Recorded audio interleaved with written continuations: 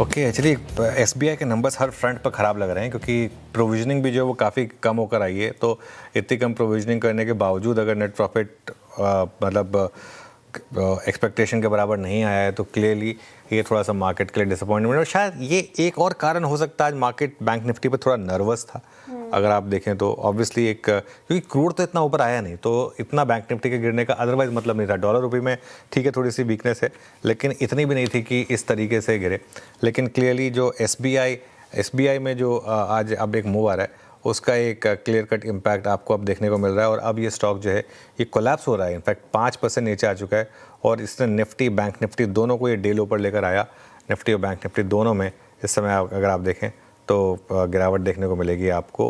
तो ये कुल मिलाकर अब तक निफ्टी बैंक निफ्टी का और एसबीआई का हाल। लेकिन आते हैं एक बार ज़रा मार्केट के मूड माहौल पर। एक बार फिर से फ्राइडे फैक्टर मार्केट पर थोड़ा सा हावी पड़ा और ट्रंप ने एक बार फिर हमारी रैली थोड़ी सी पंक्चर की। तेल ज़्यादा नहीं भागा फिर भी बाज़ार गिरा। ये थोड़ा सा डिसअपॉइंटिंग है कि कच्चा तेल 100 पर ही है, कोई ऐसा बहुत ज़्यादा नहीं है, लेकिन फिर भी ये बाज़ार पर थोड़ा सा हावी पड़ा। और डॉलर के मुकाबले अगर आप देखें तो रुपया फिर थोड़ा सा कमज़ोर हुआ। बैंक निफ्टी ने आज इस गिरावट को लीड किया है। और आज तो मिड कैप भी फिसले हैं थोड़ा सा हायर लेवल से, तो ये भी एक मार्केट के लिए थोड़ा सा डिसअपॉइंटिंग है। बाकी देखते हैं, बड़ा सवाल कि ये ट्रेंड रिवर्सल है या फिर मुनाफा वसूली है, ये तो समय ही बताएगा। श्रेया राइट, आखिरी का 1.5 घंटा कैसा रहता है मार्केट में, उस पर नजर रहेंगे। और एसबीआई के नंबर आए, वो कोलैप्स हो रहा है और उसका असर सीधे तौर पर निफ्टी बैंक निफ्टी पर दोनों पर देखने को मिलेगा। आपको पूरा पीएसयू बैंक इंडेक्स रखेगा एक बार स्क्रीन पर 2.5% 2.25% की अब यहाँ पे गिरावट देखने को मिल रही है। थोड़ी बहुत बढ़त आज सिर्फ 2 ही स्पेसेस में हमने देखी, थोड़े बहुत आईटी और साथ ही एफएमसीजी पैक चला है, लेकिन ओवरऑल मार्केट का मूड माहौल उतना अच्छा नहीं लग रहा। जैसा कि आपने मेंशन किया, ऐसा क्रूड 100 के आसपास ये फिर भी नहीं चलना मार्केट का, ये किस ओर इशारा कर रहा है? जो आपने सवाल उठाया आखिर में, क्या ये ट्रेंड रिवर्सल है या फिर नॉर्मल मुनाफा वसूली, और अब क्या करना है इस बाजार में, कैसे नेविगेट करें? देखिए, सबसे पहले तो एसबीआई वापस देख लेते हैं। प्री प्रोविजनिंग ऑपरेटिंग प्रॉफिट, ये जो पीपीओपी है, ये प्लास्टर ऑफ पेरिस नहीं है, ये प्री प्रोविजनिंग ऑपरेटिंग प्रॉफिट है। इसमें 16% की क्वार्टर ऑन क्वार्टर डिक्लाइन है। आई थिंक ये मार्केट को पसंद नहीं आएगी। एक अच्छी चीज़ ये है कि एसबीआई चला ही नहीं था ज़्यादा, तो हो सकता है कि बहुत ज़्यादा गिरे ना। और एक वैल्यूएशन का कंफर्ट तो है ही यहाँ पर, तो इसके लिए बहुत ज़्यादा गिरावट ना आए इसकी पॉसिबिलिटी रहेगी। लेकिन अगर आप एक एक्सपेक्ट कर रहे थे कि एसबीआई से आपको एक री रेटिंग फैक्टर मिल जाएगा मार्केट के लिए, वो नहीं मिलेगा। इन नंबर्स पे नहीं मिलेगा। पिछले क्वार्टर के नंबर्स पे मिला था, इन नंबर्स पे नहीं मिलेगा। ये थोड़े से डिसअपॉइंटिंग नंबर हैं एसबीआई के। थोड़ा समझना पड़ेगा मैनेजमेंट से कि क्या हुआ इस क्वार्टर में। कुछ देर में मैनेजमेंट की प्रेस कॉन्फ्रेंस भी होगी, उनसे भी समझेंगे कि आखिर ऐसा हुआ क्या जो इस तरीके के नंबर्स एसबीआई लेकर आ गया। लेकिन दूसरी तरफ टाइटन देखिए आप श्रेया, और टाइटन में मुझे लग रहा था कि वो, क्योंकि टाइटन ने काफ़ी अंडर परफॉर्म किया था रिजल्ट से पहले, वो ये देखिए किस तरीके से भागा है टाइटन। तो ऐसा नहीं है, मार्केट में दोनों तरफ के मूव्स है। और अभी भी देखिए टाइटन भी बड़ा स्टॉक है, ऐसा तो है नहीं कि कोई छोटा मोटा स्टॉक है। आई एम श्योर इसके वो जो मार्जिन है ना, इसलिए मैंने वो हेडलाइन में पढ़ा नहीं, वो कुछ ना कुछ गलती है उसमें, मुझे लग रहा है उसको हम सुधारेंगे नहीं, इसको हटा दीजिए, ये कुछ तो गलती है इसमें, इसको हटा दीजिए प्लीज़। और ये उसमें कुछ गलती है, कुछ ना कुछ वन ऑफ्स हैं, कुछ ना कुछ एडजस्टमेंट्स होंगे, इस तरीके का नहीं वरना टाइटन के नंबर्स आ सकते थे। टाइटन के नंबर अच्छे हैं एक्चुअली, और इस वजह से टाइटन चल रहा है। अगर आप देखें तो 3% ऊपर है। तो एक तरफ है टाइटन, दोनों को पैरेलली रख दीजिए आप, एक तरफ है टाइटन, एक तरफ है एसबीआई, है ना। और ये आपको बता रहा है कि किस तरीके की मार्केट है।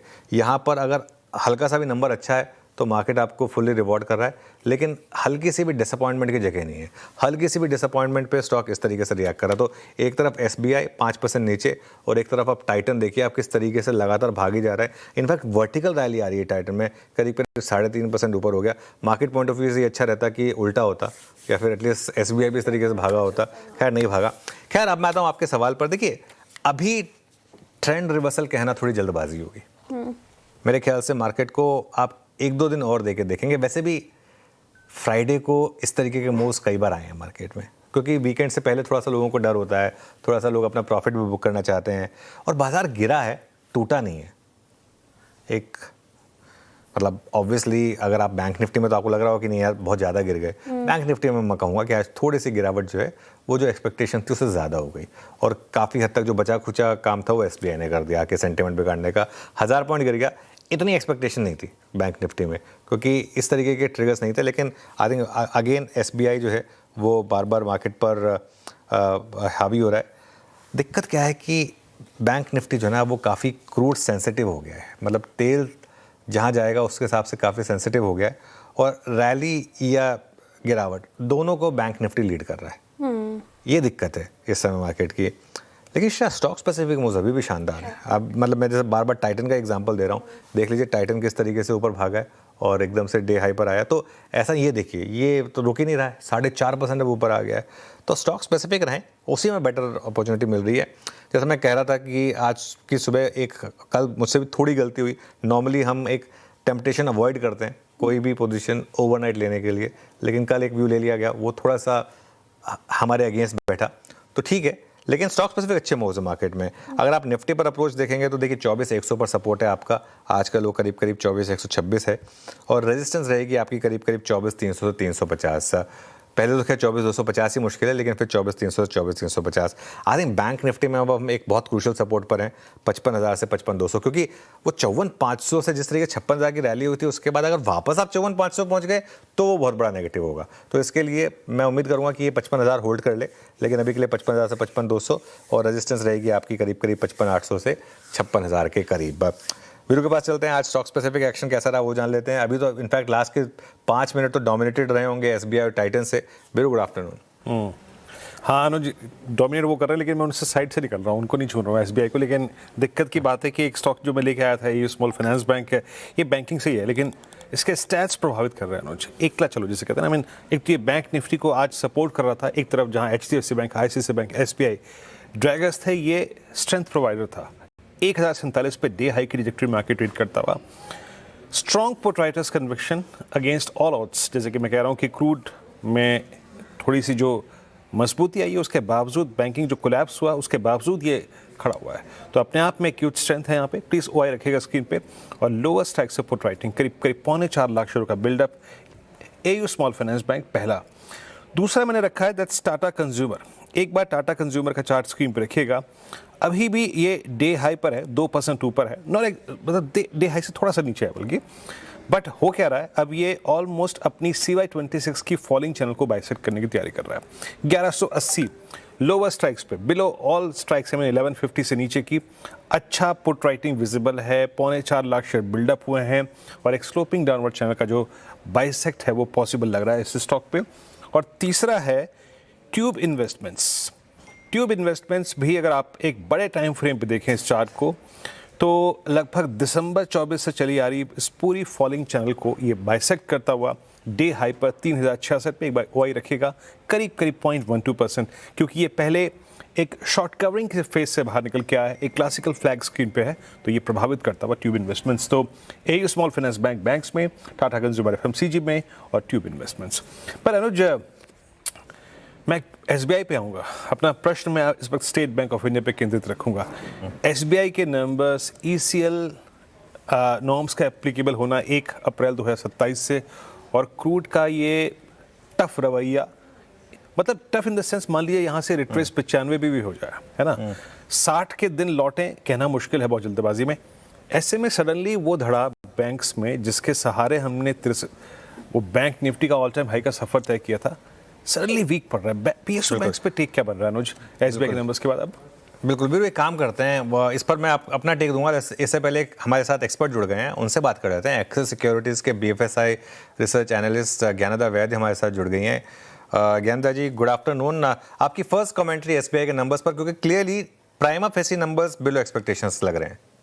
जी, good afternoon. Of course below expectation है बोथ ऑन एनआईआई और पीपॉप।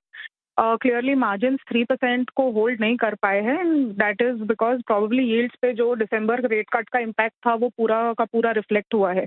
तो हमारे कैलकुलेशन के हिसाब से अबाउट 19 बेसिस पॉइंट्स का एक ड्रॉप है मार्जिन्स में। तो वो एक वीक पॉइंट रहा। On the credit cost front provisions काफ़ी कम आए हैं, जो अनुमान था उससे नियरली 40% लेस जो हमारे अनुमान थे उससे, जिसकी वजह से एक स्लाइट बीट है पैट पे, बट अदरवाइज ऑपरेटिंग लेवल या एनआईआई लेवल पे काफ़ी निराशाजनक रहे। जी, तो ऐसे में ऑब्वियसली आप मैनेजमेंट कमेंट्री सुनना चाहेंगे, लेकिन क्या इन नंबर्स के बेसिस पर थोड़ा सा प्राइस टारगेट्स और रेटिंग्स कम होंगी क्या? जी, उस पे दो सो क्लियरली ग्रोथ तो इट हैज हेल्ड अप, क्योंकि 5% क्वार्टर ऑन क्वार्टर है, 17% है, तो वो एक बात रही। दूसरा, मैनेजमेंट कमेंट्री अगर ईसीएल का क्या इम्पैक्ट होगा ऑन मोर सस्टेनेबल बेसिस, वो देखना पड़ेगा, जिसके चलते मे भी थोड़े रिविजन हो सकते हैं। और यहाँ से दूसरा रहेगा मॉनिटरेबल मार्जिन, अगर 3% के नीचे रहा है तो यहाँ से रिकवरी किस बेसिस पे आज आएगी, यहाँ से टू द 3 और 3.1% जो बैंक मेंटेन करता रहा है, ये 2 या 3 चीजें रहेंगी जो हम देखना चाहेंगे, बट फिलहाल तो बाय है हमारा स्टॉक पे। बट ज्ञानदा जी, एक बात, मैं भी अभी नंबर्स को देख ही रहा हूँ, but since it's a miss on NIMs front for you as well, आपके लिए भी 19 बेसिस पॉइंट का डाइवर्जेंस है आपके अनुमान से, यानी ये ग्रोथ लोअर मार्जिन ट्रेजेक्टरीज पर आ रही है, या आप इसको कहने में समर्थ हैं इस वक्त?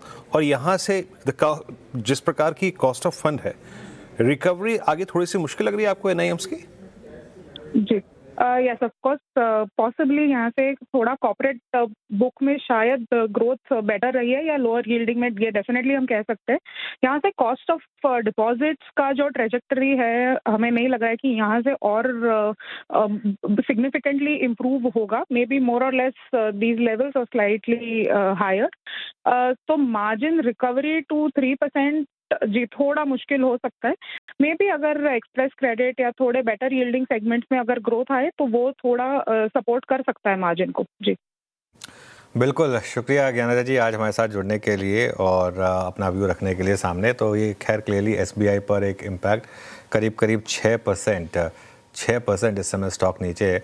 और वीरू, जैसा आपका जो सवाल था उसका जवाब दूँ तो इन नंबर्स के बाद थोड़ा एसबीआई से अब अगले 2-3 महीने एक एक्सपेक्ट करना कि कुछ आउट परफॉर्मेंस होगी, थोड़ा सा टफ होगा अनलेस एंड अनटिल क्रूड पूरा कोलैप्स हो जाए, 70-80 के करीब आ जाए क्रूड। इन दैट केस वो एक एल्गो ट्रेड प्ले आउट होगी।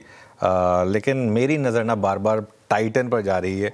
टाइटन देखिए आप किस तरीके का स्टॉक है। और एक चीज़ बताऊँ मैं आपको, ये टाइटन की सीरत रही है, नंबर से पहले करेक्ट होता है, नंबर्स के बाद ऑल टाइम हाई लगाता है। इसका जरा एक बार 6 महीने का चार्ट लेकर आइएगा टाइटन का, जिसमें आपको एक चीज़ थोड़ी सी क्लियर होगी। ये तो खैर 1 महीने का चार्ट है, देखिए करेक्ट हुआ था पिछले कुछ समय में। ये 6 महीने का चार्ट है।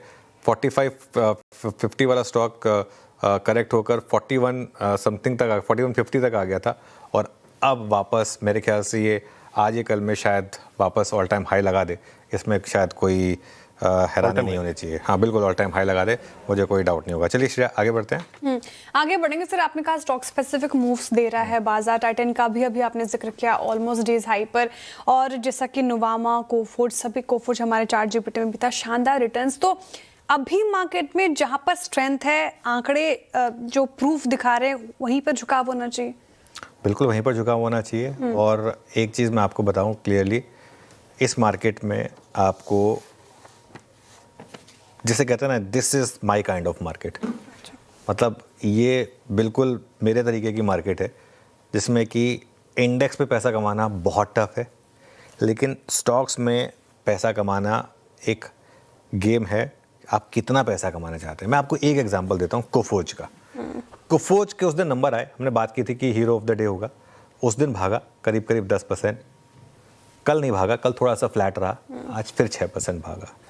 तो अब डिपेंड करता है। और इसमें क्या होता है ना, आप अगर पहले 5% पे ही प्रॉफिट बुक कर लें, स्पेशली अगर आप कॉल ऑप्शंस में हो, आप पहले 5% प्रॉफिट बुक कर लें, तो जो असली प्रॉफिट होता है ना, उससे आप थोड़ा सा वंचित रह जाते हैं। तो इसीलिए इस मार्केट में ये ज़रूरी है कि आप क्या ले रहे हैं क्या नहीं ले रहे हैं उसको देखकर एक व्यू लें। बाकी देखिए मार्केट, जैसा मैंने कहा कि इंडेक्स टफ है। अब देखिए क्या होता है ना, अब गिफ्ट निफ्टी दिखा रहा हो आपको कि 150 पॉइंट नीचे है, तो उस दिन कहना, मतलब फ्रैंकली बोलूँ, मतलब उसमें कोई रॉकेट साइंस नहीं है। अब जहाँ मार्केट खुला था मोर लेस वही है ना, कि 150 पॉइंट नीचे गिफ्ट निफ्टी दिखा रहा है हमको कि 150 पॉइंट नीचे खुला है। अब हम कोई ओपनिंग टिक की थोड़ा ना वेट करेंगे कि जिसमें पता होगा कि हमें पता है कि मार्केट गैप डाउन खुलेगा। चलिए खैर, अब मैं आपको रफ्तार के घोड़े और फिसड्डी स्टॉक्स बता देता हूँ। सबसे पहले रफ्तार के घोड़े स्टॉक्स में आएगा नुवामा। कैपिटल मार्केट थीम में ज़बरदस्त मोमेंटम, और CNBC आवाज़ पर लगातार इस थीम में पॉजिटिव व्यू लिया गया। कोफोर्ज अच्छे नतीजों के बाद एक तरफा तेज़ी, और 2-3 दिन से इनफैक्ट कोफोर्ज पर पॉजिटिव व्यू है। और एक सोनाटा सॉफ्टवेयर अच्छे नतीजों के बाद ज़बरदस्त रैली आई यहाँ पर। अब आते हैं हम आज के फिसड्डी स्टॉक्स में। सबसे पहले ब्रिटानिया, ख़राब नतीजों से गिरा। सुबह एक्सीडेंट ऑफ द डे इसकी भी हमने आशंका जताई थी कि ये हो सकता है। लुपिन के नतीजे ठीक ठाक थे, लेकिन हमने कॉशियस व्यू इसलिए लिया था क्योंकि उनकी थोड़ी सी कमेंट्री नेगेटिव थी, इस वजह से अच्छे नंबर्स पर भी थोड़ा सा कॉशियस व्यू इसीलिए लिया गया था। इसके लिए इसको ग्रीन में नहीं लिया था हमने। ब्लू स्टार ये नतीजों के बाद लगातार गिरा और सुबह हमने चार्ट जीपीटी में डिस्कस भी किया था एज वीक स्टॉक। चलिए श्रेया, आप क्विकली कार्यक्रम क्रम समझ लेते हैं और फिर आगे कॉल्स ले लेंगे। राइट आगे बढ़ते हैं और शो फ्लो समझाती हूँ आपको क्या क्या होगा इस शो में। तो फंडामेंटल राय देने के लिए हमारे साथ होंगी इनफैक्ट MOFSL के सिद्धार्थ खेमका जी। टेक्निकल कॉल्स लेंगे हम मानस जायसवाल, कविता जैन, अरुण कुमार मंत्री, पंकज आंध्र, शिल्पा राउत और सोमी मेहता जी से। 2:20 पर आशीष बताएंगे आपको कि डाबर क्यों बना है आज का हीरो ऑफ द डे और ब्रिटानिया क्यों बना एक्सीडेंट ऑफ द डे। आशीष सही समझेंगे। 2:30 बजे आशीष चतुर्वेदी से बात करेंगे कैश सेगमेंट में उन शेयरों की जिनमें आज नतीजों के बाद तूफानी तेजी देखी गई। 2:35 पर मैं बताऊंगी कि पेंट शेयरों पर आज तेजी क्यों है। साथ ही 2:45 पर सोमवार को आने वाले नतीजों पर आशीष बताएंगे आपको कैनरा बैंक और इंडियन होटल के नतीजों का अनुमान। साथ ही कंचन से समझेंगे UPL के नतीजे कैसे रह सकते हैं। 2:55 पर बिग मार्केट वॉइस में हमारे से जोड़ेंगे एक्सिस सिक्योरिटीज के CIO नवीन कुलकर्णी जी। 3:10 पर अनुज से स्ट्रैटेजी सोमवार के लिए। 3:15 पर डीलिंग रूम चेक और 3:20 पर होगा BTST या STBT कॉल। साथ ही आखिर में 3:25 पर कंचन लेकर आएंगे अगले हफ्ते के ट्रिगर्स। ओके चलिए, अब हमारा पैनल तैयार है, शुरुआत करेंगे। आप सभी को गुड आफ्टरनून।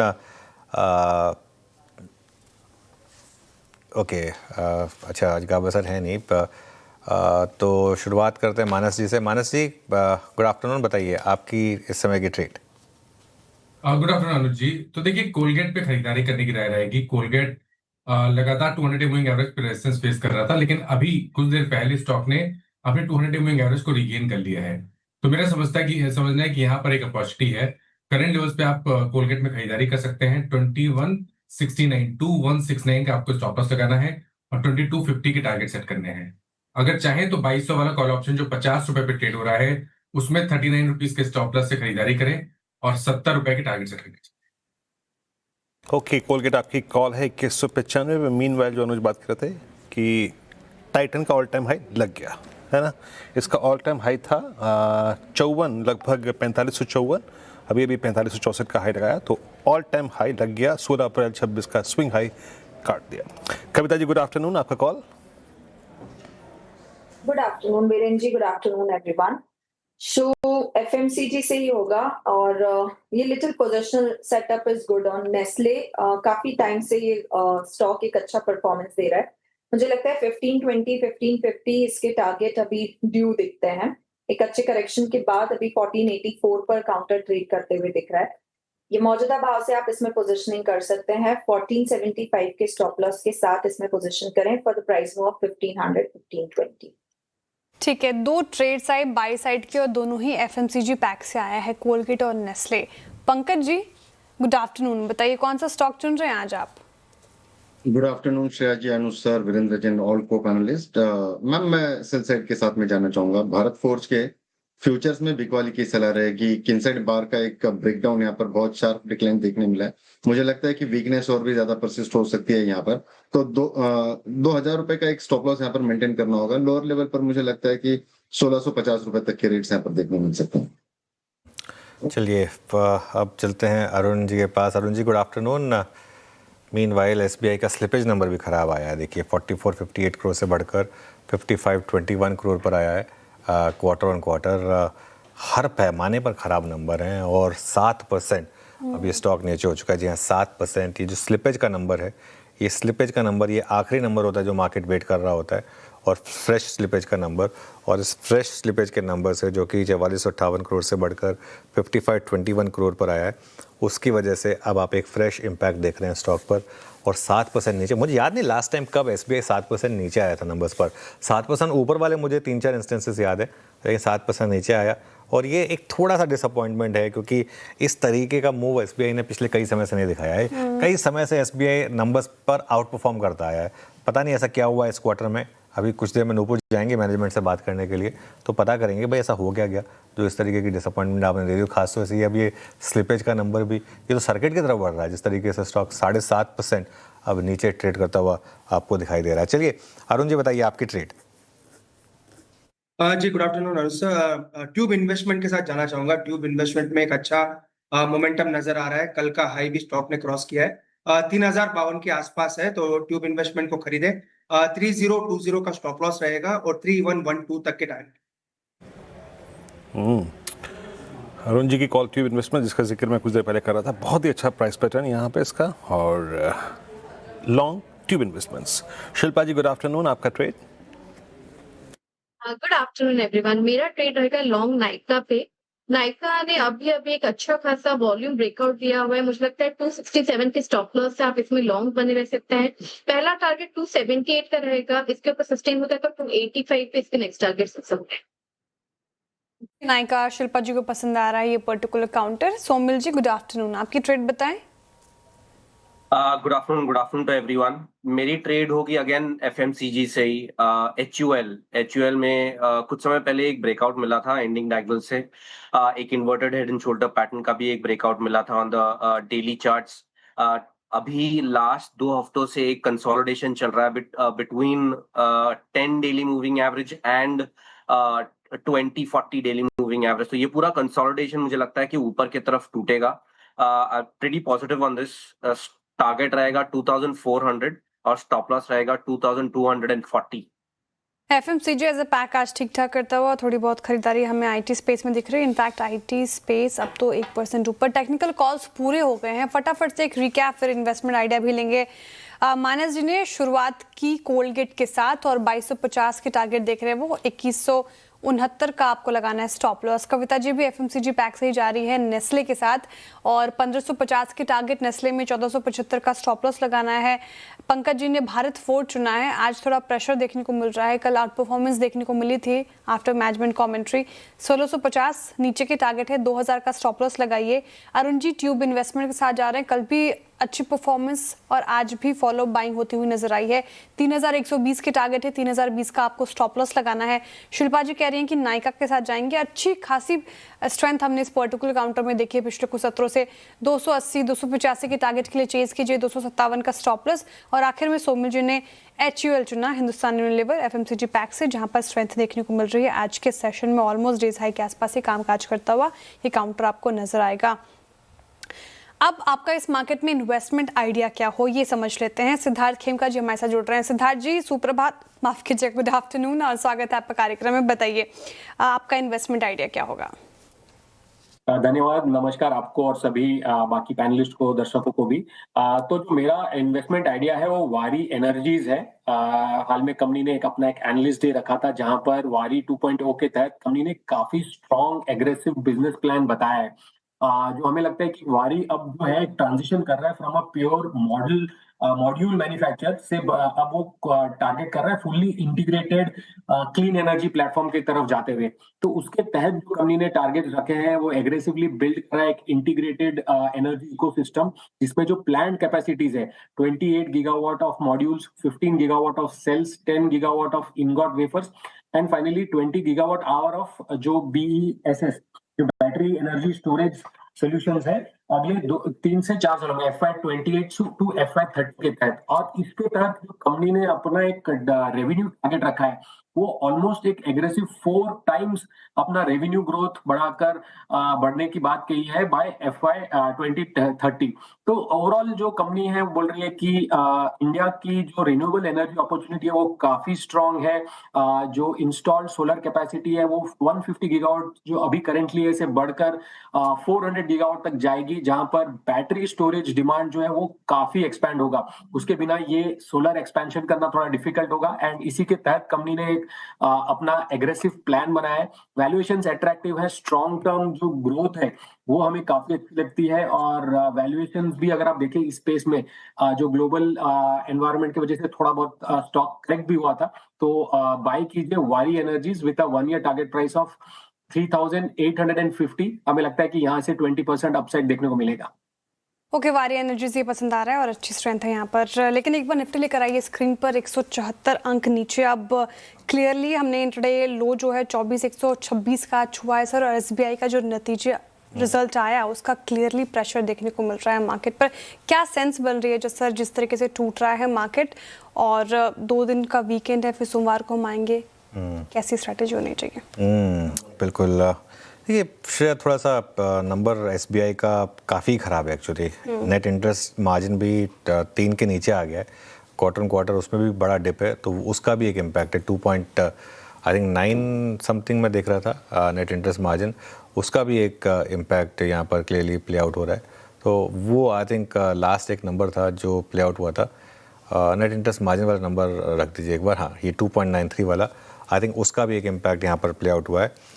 देखिए टफ है मार्केट, लेकिन मैं अभी भी एक बात कहूँगा कि ब्रॉडर मार्केट ठीक ठाक है।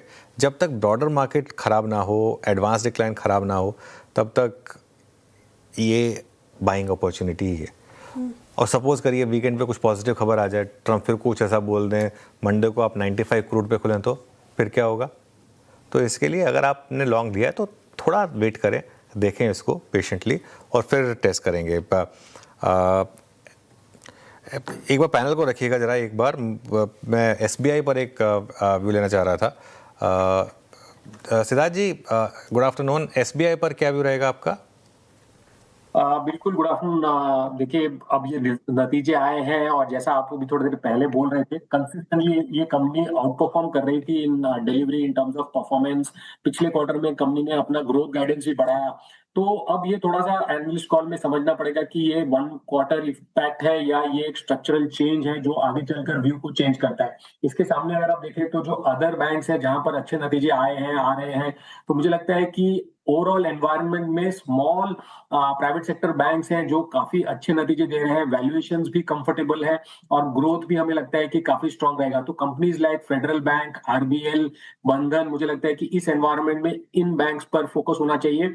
लार्ज बैंक्स में हमारा प्रिफर्ड पिक आईसीआईसीआई, एसबीआई हुआ करता था, लेकिन अब ये थोड़ा सा रिव्यू करना पड़ेगा बिकॉज नतीजे डेफिनेटली वीक आए हैं और जैसा आपने भी बताया स्लिपेजेस भी थोड़े से बढ़कर आए हैं। तो clearly whether this is a one time impact की ये थोड़ा स्ट्रक्चरल इम्पैक्ट है, अगले 2-3 क्वार्टर्स में इम्पैक्ट करेगा, वो देखना जरूरी है। एसबीआई डे ऊपर 1018 पे पिछले 10 मिनटों से हालांकि 1012, 13, 14, 15 पे स्थिर हो रहा है। अभी आते हैं कुछ देर में इसके ऑप्शन स्टैट्स को भी देखेंगे और याद रखिएगा 1000 जो है वो एसबीआई का गढ़ है इस मंथ का, मई का।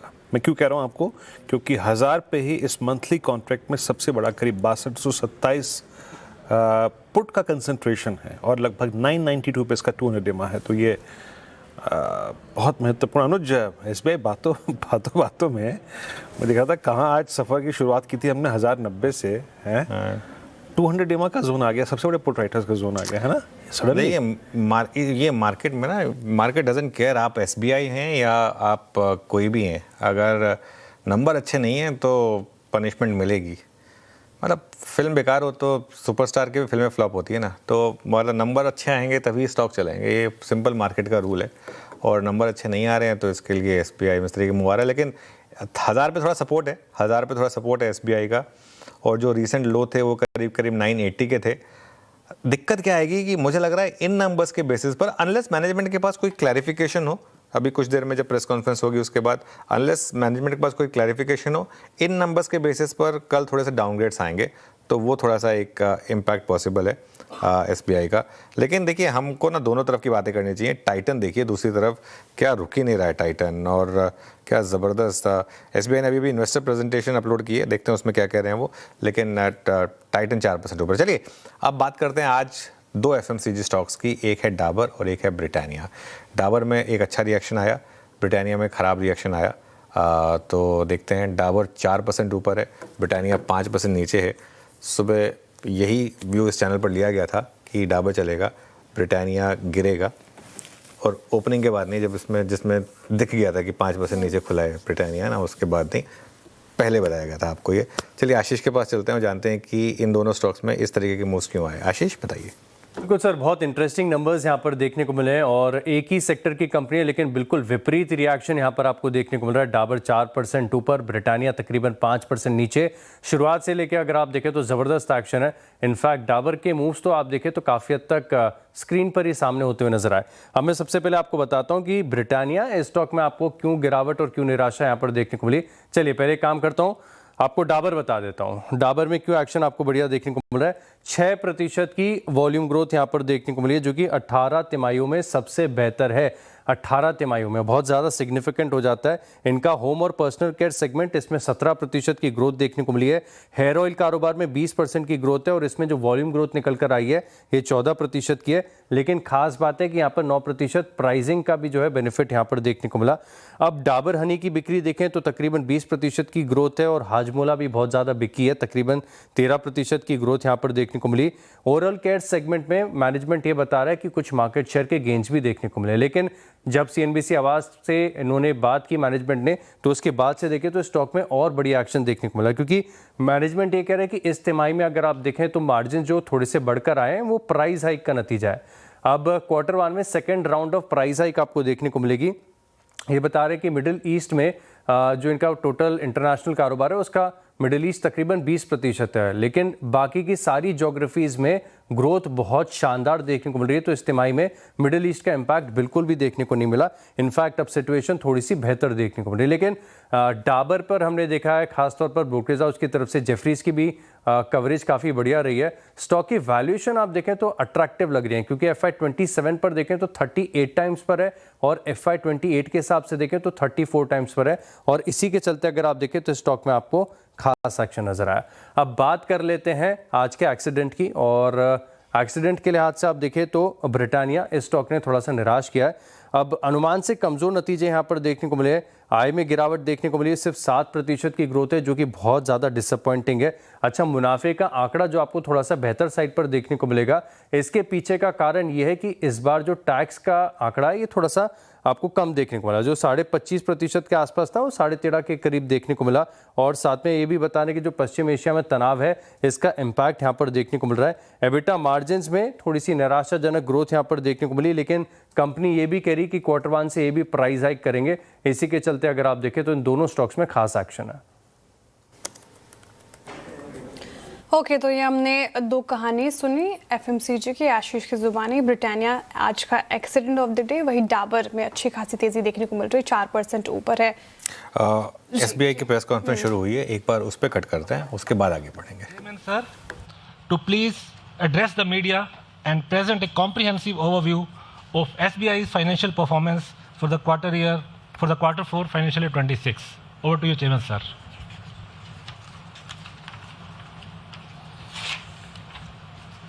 Good afternoon, ladies and gentlemen. Thank you for joining us today following the announcement of our Q4 and full year FY26 results. At the outset, I extend a warm welcome to our colleagues from the media and my fellow members of the SBI family. Okay, चलिए अभी थोड़ा सा वो एक basics बता रहे हैं, जब डिटेल में आएंगे तब इस पर आगे बढ़ेंगे। लेकिन श्रेया, कैश मार्केट कॉल्स से लेते हैं। हाँ, कैश कॉल्स लेना शुरू करते हैं सर। और मानस जी, सोमिल जी और कविता जी से हम कैश कॉल्स लेंगे। तो मानस जी बताइए, कैश में कौन सा काउंटर पिक कर रहे हैं आप? देखिए, कैश में त्रिवेणी टरबाइन में खरीदारी करने की राय रहेगी। अगर त्रिवेणी टरबाइन में देखें तो आप यहाँ पर एक फ्लैग पैटर्न का ब्रेकआउट है, 600 पे ट्रेड हो रहा है। स्टॉप लॉस आपको 584 का लगाना है और 630 रुपए की टारगेट सेट करना है। ओके, त्रिवेणी टरबाइन 600 पे आपका बाय कॉल। सोमिल, आपका ट्रेड? मेरा ट्रेड होगा श्याम मेटल्स पर। श्याम मेटल्स में यहाँ पर एक फ्लैग पैटर्न का ब्रेकआउट है। अगेन आज के ट्रेडिंग सेशन में 10 डेली मूविंग एवरेज पे सपोर्ट लेके फिर से एक अच्छा मोमेंटम शुरू हुआ है। 200 डेली, 20, 40 डेली मूविंग एवरेज के ऊपर चल रहा है। एक डाउनवर्ड स्लोपिंग ट्रेंड लाइन भी टूटी है ऊपर की तरफ ऑन द वीकली चार्ट्स, तो बड़े टाइम फ्रेम में भी अच्छा लग रहा है। यहाँ पर एक स्टॉप लॉस रखेंगे 878 का और ऊपर में टारगेट होगा 1000 रुपए पर। ओके, कविता जी, आपने क्या पिक किया कैश में? सो अनुज जी, कैश में ओलेक्ट्रा ग्रीन का सेटअप काफी अच्छा है। अगर आप देखें वीकली चार्ट पर एक राउंडिंग बॉटम फॉर्मेशन का ब्रेकआउट दिया है काउंटर ने with very good volume. Little positional setup discuss करेंगे। 1350 के लेवल पर एज ऑफ नाउ है, अंटिल काउंटर 1280 के लेवल के ऊपर मेंटेन है। यहाँ पर आप पोजिशनिंग कर सकते हैं फॉर मल्टीपल डेज। मुझे लगता है 1420 के टारगेट आने चाहिए, और अगर मल्टीपल वीक्स आप रख सकते हैं तो 1520 तक के प्राइस मूव पॉसिबल है। With a stop loss of 1280, one should approach on the counter. And as a disclaimer, ये कॉल हमने हमारे क्लाइंट्स के साथ भी शेयर किया है। चलिए, ओलेक्ट्रा ग्रीन टेक में अच्छे मूव्स हैं इस समय। अच्छा, एक बार शिल्पा जी आपसे एक व्यू लेना चाहूँगा मैं।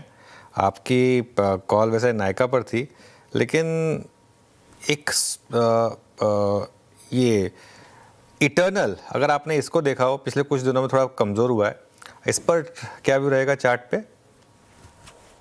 जी बिल्कुल अनुज जी, इटरनल पे 240 के जोन पे एक अच्छा सपोर्ट है, वहां से टाइम एंड अगेन हमने देखा है एक छोटा सा बाउंस आता है, बट 265 टू 70 पे रेजिस्टेंस भी है, तो either side of the range इसको ब्रेक करना पड़ेगा कोई डिसाइसिव मूव पे।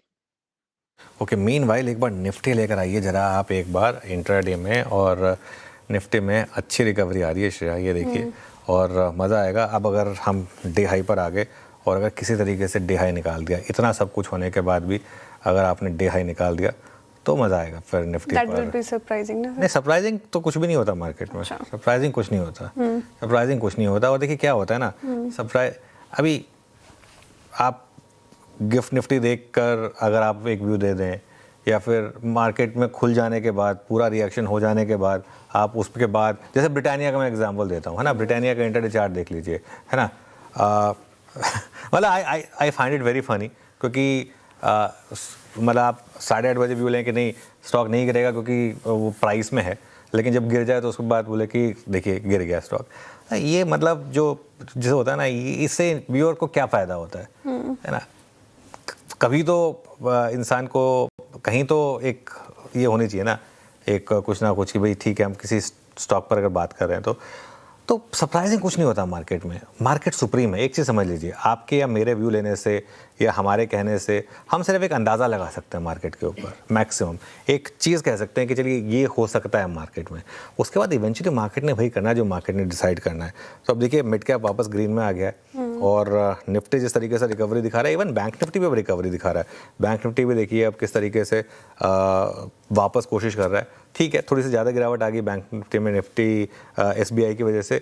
इवन SBI भी रिकवरी दिखा रहा है एक्चुअली, डेज लो से 1000 का लो था, 1000 के लो से वहाँ भी अच्छी रिकवरी है। और निफ्टी अब बस मैं वेट कर रहा हूँ एक बार 24,250 के ऊपर निकले अगर तो मज़ा आ जाए। क्रूड भी आप देखें तो वापस 100 के नीचे आने की तैयारी कर रहा है, 100.2 पर आ गया है। और इसीलिए एक दिन के मूव से ना ट्रेंड नहीं बदलते, ट्रेंड मार्केट में पॉजिटिव है और इसीलिए मैं अभी भी इस मार्केट पे नेगेटिव नहीं हूँ। बाकी देखेंगे आज की क्लोजिंग किस तरीके से होती है। क्लोजिंग इंपॉर्टेंट होगी और 24,250 का जो इंपॉर्टेंट लेवल है, अगर उसके ऊपर क्लोजिंग होती है तो पॉजिटिविटी आएगी मार्केट में। अभी फिलहाल थोड़ी सी रिकवरी देखने को मिल रही है। कंज्यूमर ड्यूरेबल स्पेस सिर्फ टाइटन की वजह से इन ग्रीन आ गया, वरना सारे स्टॉक्स यहाँ पर रेड आपको दिखेंगे। टाइटन एक बार फिर दोबारा लेकर आएगा स्क्रीन पर और 6.5% की तेज़ी टाइटन में आफ्टर रिजल्ट। गजब का दौड़ रहा है ये स्टॉक, फिर से लाइफ टाइम हाई पर आ चुका है, लेकिन 6.5% का मूव, क्या इसे चेज करना चाहिए? इसके बाद भी समझ लेते हैं अरुण जी से। अरुण जी, टाइटन काफ़ी बार डिस्कस किया हमने, ये काउंटर आपको पसंद भी है, लेकिन जिस तरीके से मूव आए हैं आज के सेशन में, जो फ्रेश बाइंग करना चाह रहे हैं, क्या वो थोड़ा वेट करें या इन लेवल्स पर लगता है आपको मंडे भी जब खुलेगा तो टाइटन ऐसे ही मूव दिखाएगा? देखिए बिल्कुल पॉजिटिव मूव ही रहना चाहिए। 45-70 के आसपास चल रहा है, अपना ऑल टाइम हाई स्टॉक ने टेस्ट किया, तो डेफिनेटली मोमेंटम पॉजिटिव रहना चाहिए। इनफैक्ट 4 दिन से लगातार शॉर्ट हो रहे हैं और शॉर्ट कवरिंग क्लियर स्क्रीन पे भी नजर आ रही है। इसको चेस करके भी चल सकते हैं। थोड़ा मामूली गिरावट मिलती है, 4,550 के नीचे मिलता है, तो डेफिनेटली इसको लेके जाना चाहिए। मुझे लग रहा है मंडे के सेशन में अगर सब कुछ स्टेबल रहता है तो 4650, 4680 तक के भी लेवल आ सकते हैं। एक शॉर्ट कवरिंग वाला परफेक्ट कैंडिडेट स्टॉक हो सकता है। मुझे लग रहा है डेफिनेटली स्टॉक को चेस करके चलना चाहिए।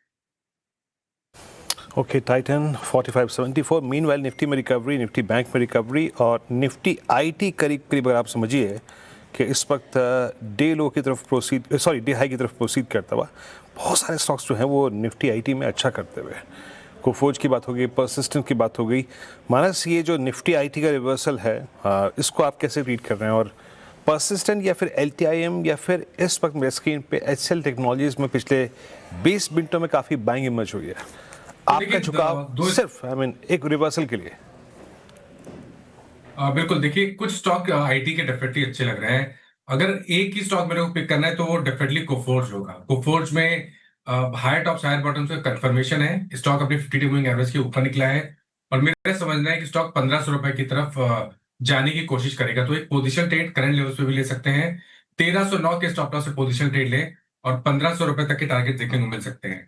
इसके अलावा अगर बात करें तो LTIM में भी खरीदारी की जा सकती है। ऐसा लग रहा है कि एक शॉर्ट टर्म बॉटम बना है, तो एक बाउंस बैक प्ले बनता है। 4300 के स्टॉप लॉस खरीदारी करेंगे, 4550 तक के टारगेट्स पॉसिबल है। ओके, कोफोर्ज साथ ही LTM और पूरा आईटी स्पेस एक बार रखिएगा स्क्रीन पर। 1% अप आपको ये आईटी इंडेक्स कारोबार करता हुआ नजर आएगा। स्ट्रेंथ नजर आ रही है यहाँ पर। कोफोर्ज की लगातार चर्चा हुई है, नतीजे अच्छे थे, उसके बाद से भागा, वायदा का टॉप गेनर बना हुआ है कोफोर्ज। ये तो कुछ वायदा स्टॉक्स की हमने चर्चा करी, लेकिन कैश मार्केट्स में जिस तरीके से नंबर्स आए और वैसे ही परफॉर्मेंस भी दिखी है, और अब तक कैश सेगमेंट में उन शेयरों की बात करेंगे जहाँ पे नतीजों के बाद तूफानी तेजी देखने को मिली है। For example Thermax, Sonata software, Thyrocare, देखिए आप, मैनेजमेंट से तो बात भी हो रही थी थायरोकेयर को लेकर और काफ़ी पॉजिटिव भी हैं, आउटलुक काफ़ी मजबूत, और 10 से 12% करीब करीब यहाँ पर उछाल देखने को मिला है। तो समझ लेते हैं आशीष से कि क्या वजह रही, नतीजों में ऐसा क्या आया जो गजब की तेजी इन सारे स्टॉक्स में हम देख रहे हैं। देखिए कैश के स्टॉक्स में ही कमाल देखने को मिल रहा है, जहां पर स्टॉक्स में नतीजे बहुत बढ़िया आ रहे हैं, मार्केट खुलकर रिवॉर्ड कर रहा है, बड़ी तेजी आ रही है और सस्टेनेबल कंटिन्यूस तेजी आपको देखने को मिल रही है। कुछ स्टॉक्स आपकी स्क्रीन पर रखता हूं, जैसे थर्मैक्स हो गया, सोनाटा सॉफ्टवेयर है, थायरोकेयर, इसका जिक्र आपने किया, सब में काफ़ी बड़ा मूव देखने को मिला है। बस ये उदाहरण है क्योंकि सबकी तो चर्चा कर नहीं सकते, इतना समय नहीं है, लेकिन सबसे पहले आप देखिए थर्मैक्स, इसके नंबर्स बहुत शानदार देखने को मिले। अब क्वार्टर के दौरान इनका जो ऑर्डर फ्लो है ये तकरीबन 4,500 करोड़ का देखने को मिला, जो कि पिछले साल के मुकाबले 112%, क्योंकि इसी तिमाही में आप देखें तो बड़े ऑर्डर्स यहाँ पर देखने को मिले। अब टोटल ऑर्डर बुक आपकी देखें तो तकरीबन 45,000 करोड़ के आसपास की आ गई है, जो कि पिछले साल से 27% ज़्यादा है। एक्सपेक्टेड जो मार्जिन्स थे, ग्रॉस मार्जिन्स, इसके मुकाबले भी बेहतर प्रदर्शन यहाँ पर देखने को मिला। 370 बेसिस पॉइंट पिछले साल के मुकाबले बढ़कर अब 47.2% के ग्रॉस मार्जिन्स देखने को मिले। लेकिन स्टॉक अगर आप देखें तो फिलहाल 50 टाइम्स पर ट्रेड कर रहा है, तो वैल्यूएशन महंगे, लेकिन इसके बाद भी क्योंकि परफॉर्मेंस अच्छी आ रही है, मैनेजमेंट सेगमेंटल परफॉर्मेंस भी बढ़िया बता रहा है, मार्केट में तेजी देखने को मिली। आईटी स्टॉक्स की अभी हम चर्चा कर रहे थे, सोनाटा सॉफ्टवेयर, क्या ओपनिंग देखने को मिली और लगातार स्टॉक्स में गेन देखने को मिला है। अब आप चाहे सोनाटा सॉफ्टवेयर देखें, फर्स्टसोर्स सॉल्यूशन देखें, बहुत बड़े मूव्स हैं। ये स्टॉक अभी भी 11% की तेजी के साथ कामकाज कर रहा है। अब नंबर्स अनुमान के काफ़ी बेहतर थे। एबिट देखें तो सीक्वेंशियल तौर पर 5.5% बढ़ा है और एबिट मार्जिन जो कि 5.6% के थे वो 7.2%। एंड जैसे कि हमने देखा है कि आईटी स्टॉक्स काफ़ी ज़्यादा करेक्टेड है, ये इस साल की शुरुआत से लेकर अब तक अभी भी, मतलब आज की तेजी के बाद भी 17% नीचे है, तो यहाँ पर आप देखें तो एक बढ़िया रैली देखने को मिली। अब थायरोकेयर की बात करते हैं और अब तक की सबसे बेस्ट क्वार्टरली परफॉर्मेंस देखने को मिली। Highest ever revenue, highest ever EBITDA, highest ever margin और हाईएस्ट एवर पैट, अब तक का बेस्ट क्वार्टर देखने को मिला। ये स्टॉक जरूर थोड़ा सा ऑफ आइज हो गया, लेकिन इसका देखी आप मेट्रोपोलिस को देखिए, सिमिलर इंडस्ट्री है, उसका स्टॉक तकरीबन 10% चल गया। अब मेट्रोपोलिस के 13 मई को नंबर्स आने हैं। थायरोकेयर की नंबर्स की बात करें तो एबिटा तकरीबन 30% बढ़ा, जो 30% के मार्जिन पिछले साल और पिछले क्वार्टर थे वो बढ़कर अब 34% के देखने को मिले। और पूरे सेक्टर में आप देखें तो थायरोकेयर के नतीजों के बाद बज आ गया। तो कुछ कैश के स्टॉक्स हैं जहां पर कमाल देखने को मिला। ओके, शुक्रिया आशीष। एक काम करते हैं, धमाकेदार ऑप्शंस लेते हैं शिल्पा जी से, पंकज जी से और अरुण जी से। शिल्पा जी बताइए आपका धमाकेदार ऑप्शन। हाँ जी बिल्कुल अनुज जी, ऑप्शंस के लिए मैं यहाँ पे रिलायंस पे मेरा ध्यान है। 1460 कॉल जो रफली 18 रुपए का अराउंड ट्रेड कर रहा है, आप इसमें पार्टिसिपेट कर सकते हैं। स्टॉप लॉस आप यहाँ पे 11 का रखिए, पहला टारगेट 25 का रहेगा, इसके ऊपर सस्टेन हो रहा है तो 32 से 35 भी आप एक्सपेक्ट कर सकते हैं। रिलायंस डेज हाई पर आ गया रिलायंस, और गिरावट देखने को मिल रही थी शुरुआत में, लेकिन अच्छी रिकवरी रिलायंस में भी देखने को मिल रही है। शिल्पा जी के रडार पर आया, ऑप्शन पर खरीदारी की राय, डिस्क्लेमर आपकी स्क्रीन पर है। अरुण जी बताइए ऑप्शन में कौन सा स्टॉक? श्रेया जी, कंज्यूमर स्पेस में ही मोमेंटम है, तो एशियन पेंट्स में एक ब्रेकआउट है और ब्रेकआउट डे एंड पे भी कंफर्म होता हुआ नजर आ रहा है। 2600 के ऊपर स्टॉक निकल रहा है, तो 2600 के कॉल लेने की सलाह रहेगी। 60 रुपए के आसपास चल रहा है, 51 का स्टॉप लॉस लगाए। 79 से 82 तक के टारगेट्स 2600 के कॉल में देखने को मिल सकते हैं। ओके, एशियन पेंट्स 2600 की at the money call. Pankaj ji आपका ऑप्शन ट्रेड? सर वैसे नजरें तो रिलायंस पे ही थी, लेकिन फिलहाल केंट्स टेक्नोलॉजी के 4600 के कॉल ऑप्शंस पर खरीदारी की सलाह रहेगी। 180 के आसपास फिलहाल ट्रेड कर रहा है, 160 का एक स्टॉप लॉस मेंटेन करना है, 220 रुपए तक के टारगेट्स यहाँ पर देखने मिल सकते हैं। ओके केन स्टिक आ गया। एक बार निफ्टी लेकर आइएगा स्क्रीन पर। और निफ्टी अब हम ऑलमोस्ट 24,231 पर तो आ गए हैं सर। अच्छी रिकवरी अब देखने को मिल रही है। और जो आप जिक्र कर रहे थे डेज हाई के ऊपर अगर हम क्लोज होते तो पॉजिटिविटी आएगी फिर मार्केट में, लग रहा है उस स्तर तक जा रहे हैं आप। देखिए पता है आजकल ना बहुत मतलब जो करते हैं वो करते हैं कि एक व्यू 8.5 पे ले लीजिए, एक व्यू 9.25 पे ले लीजिए, उसमें से जो सही हो उसके बाद उसके रिकॉर्डिंग प्ले करते रहिए, है ना। हमसे वो नहीं होता है। लेकिन मैं एक चीज़ बताऊं आपको श्रेया, सिर्फ CNBC की आवाज़ ने एक आज सुबह बात कही थी कि गैप डाउन से घबराना नहीं है। गैप डाउन होगा वो तो पूरे कल बताना था ना। अब फ्राइडे फैक्टर की अगर बात थी तो कल शाम को बता देते लोगों को, तो फिर लोग शॉर्ट लेके जाते, तब तो फ़ायदा होता लोगों का कि भाई चलो ठीक है कोई फ़ायदा होगा। और सिर्फ हमने आज सुबह आपको बताया कि क्या बाइंग का जोन है निफ्टी पर, बैंक निफ्टी पर थोड़ा उससे नीचे आ गया, बिल्कुल ठीक है निफ्टी पर। और सिर्फ गिफ्ट निफ्टी देखकर ना ये नहीं कहना चाहिए कि ट्रेंड रिवर्स हो गया मार्केट में, ठीक है। आज भी स्टॉक स्पेसिफिक शानदार मौके मिले हैं, सारे के सारे मौके, लॉन्ग साइड पर भी शॉर्ट साइड पर भी। आप डाबर देख लीजिए, ब्रिटानिया देख लीजिए, दोनों का चार्ट देख लीजिए, कंपेयर कर लीजिए दोनों के चार्ट किस तरीके के मूव आए हैं दोनों में, है ना। सुबह लुपिन का देख लीजिए, लुपिन एकदम तो ठीक है। और बाजार में जो स्टॉक स्पेसिफिक अभी भी शानदार मौके हैं, बड़ा ट्रेंड अभी भी कायम है, वो इस तरीके से नहीं टूटता है बड़ा ट्रेंड। और आज मार्केट ने क्या किया होगा, आज मार्केट ने थोड़ा सा मुझे लग रहा है कि उल्टा जो लोग नर्वस हुए होंगे, जो थोड़े से वीक लॉन्ग्स होंगे, जो थोड़ी सी सिर्फ गिफ्ट निफ्टी देखकर भाग जाते होंगे, वो भाग गए होंगे। तो हो सकता है कि हो जाए मंडे को, हो सकता है कि बड़ा गैप अप भी हो जाए, इसकी भी प्रोबेबिलिटी रहेगी। और हमने बात क्या की थी, मैं तो अभी भी कह रहा हूँ, हमने बात की थी अगले हफ्ते के कॉल ऑप्शन लेने के, मतलब 19 तारीख वाले, है ना। हाँ 19 तारीख वाले कॉल ऑप्शन लेने की बात की थी। उसमें बहुत कम प्राइस डैमेज हुआ होगा और हो सकता है कि वो अभी भी आपको सही बना कर दे, पैसा बना कर दे। इसका अभी भी मेरा एक वो रहेगा। और ये यही होता है जब आप थोड़ा सा टाइम वैल्यू लेकर चलते हैं ना, तो उससे एक फ़र्क पड़ता है। बाकी गिफ्ट निफ्टी देखकर आप, अगर आपको ये था ना, मैं तो उनकी रिस्पेक्ट करूंगा जो मुझे कल बता देते थे दोपहर को कि आज सुबह गैप डाउन होने वाला है, बता देते आप ही, तो व्यूअर्स का भी फायदा होता है ना। गिफ्ट निफ्टी देख के तो रोबोट भी बता देगा आपको, या बच्चा भी बता देगा आपको कि आज मार्केट की ओपनिंग थोड़ी खराब होगी। ओपनिंग खराब होगी उससे क्या फ़र्क पड़ता है, क्लोजिंग कहाँ होगी, आई थिंक ये इंपॉर्टेंट है। अभी भी खैर आखिरी का 45 मिनट बाकी है, यू डोंट नो क्या होता है। अभी तो खैर ब्रेंट क्रूड 99.82 पर है इस समय। $100 के नीचे आया ब्रेंट और रुपए में भी मजबूती। दिन के ऊपरी स्तर पर रुपया भी आपको कामकाज करता हुआ नजर आएगा और ये पॉजिटिव लग रहा है मार्केट के लिए, इसलिए रिकवरी भी दिख रहे हैं आप। कुछ और काउंटर्स डिस्कस कर लेते हैं जहाँ पर स्ट्रेंथ है आज के सेशन में। नुवामा और कैपिटल मार्केट स्पेस का तो हमने जिक्र कर ही लिया, टाइटन भी हमने देख ही लिया। एक बार रखिएगा स्क्रीन पर डिक्सन। डिक्सन आज थोड़ा गिर रहा है, इनफैक्ट पूरा ये EMS स्पेस रखिएगा। एम्बर में हमने पिछले कुछ सत्रों से अच्छी खासी तेजी देखी थी। एम्बर भी क्या कर रहा है आज के सेशन में, एक बार एम्बर एंटरप्राइजेस भी रख दीजिए, यहाँ पर भी थोड़ा वीकनेस देखने को मिल रहा है। लगातार जो अच्छी खासी तेजी थी माइनस जी डिक्सन पर, आज थोड़ा वहाँ पे मुनाफा वसूली देखने को मिल रहा है। डिक्सन जो टूटा है इन लेवल्स पर लेंगे या फिर अभी अवॉइड करेंगे? देखिए अभी अवॉइड करेंगे क्योंकि ध्यान रखें स्टॉक अपने 10 और 22 मूविंग एवरेज के नीचे फिसला है। एक प्राइस सपोर्ट था 10,775 रुपए के आसपास, उसको भी ब्रेक कर दिया है। तो खरीदारी ना करें, वेट करेंगे जब तक 20 मूविंग एवरेज के ऊपर ना निकले, तब तक खरीदारी ना करें, जो कि इस टाइम के लिए 11,100 के आसपास है। 4 का चौका ले लेते हैं, सस्ता ऑप्शन ट्रेड लेंगे शिल्पा जी से, फिर चलेंगे अरुण जी के पास FNO सुपरस्टार के लिए, चार्ट का चमत्कार के लिए मानस जी के पास, और मिड कैप फंडा के लिए सिद्धार्थ खेमका जी के पास चलते हैं। तो शिल्पा जी बताइए आपका सस्ता ऑप्शन। अनुज जी सस्ता ऑप्शन मुझे यहाँ पे नाइका पे ही देना है। मुझे अच्छा लग रहा है स्टॉक, मुझे लगता है 280 तक ही जा सकता है। तो यहाँ पे 280 कॉल ऑप्शन जो रफली 5-5.5 रुपए में ट्रेड कर रहा है, आप इसमें पार्टिसिपेट कर सकते हैं। स्टॉप लॉस 4 रुपए का मेंटेन कीजिए। पहला टारगेट टुवर्ड्स 8 रहेगा, इसके ऊपर सस्टेन होता है तो 10 भी जा सकता है।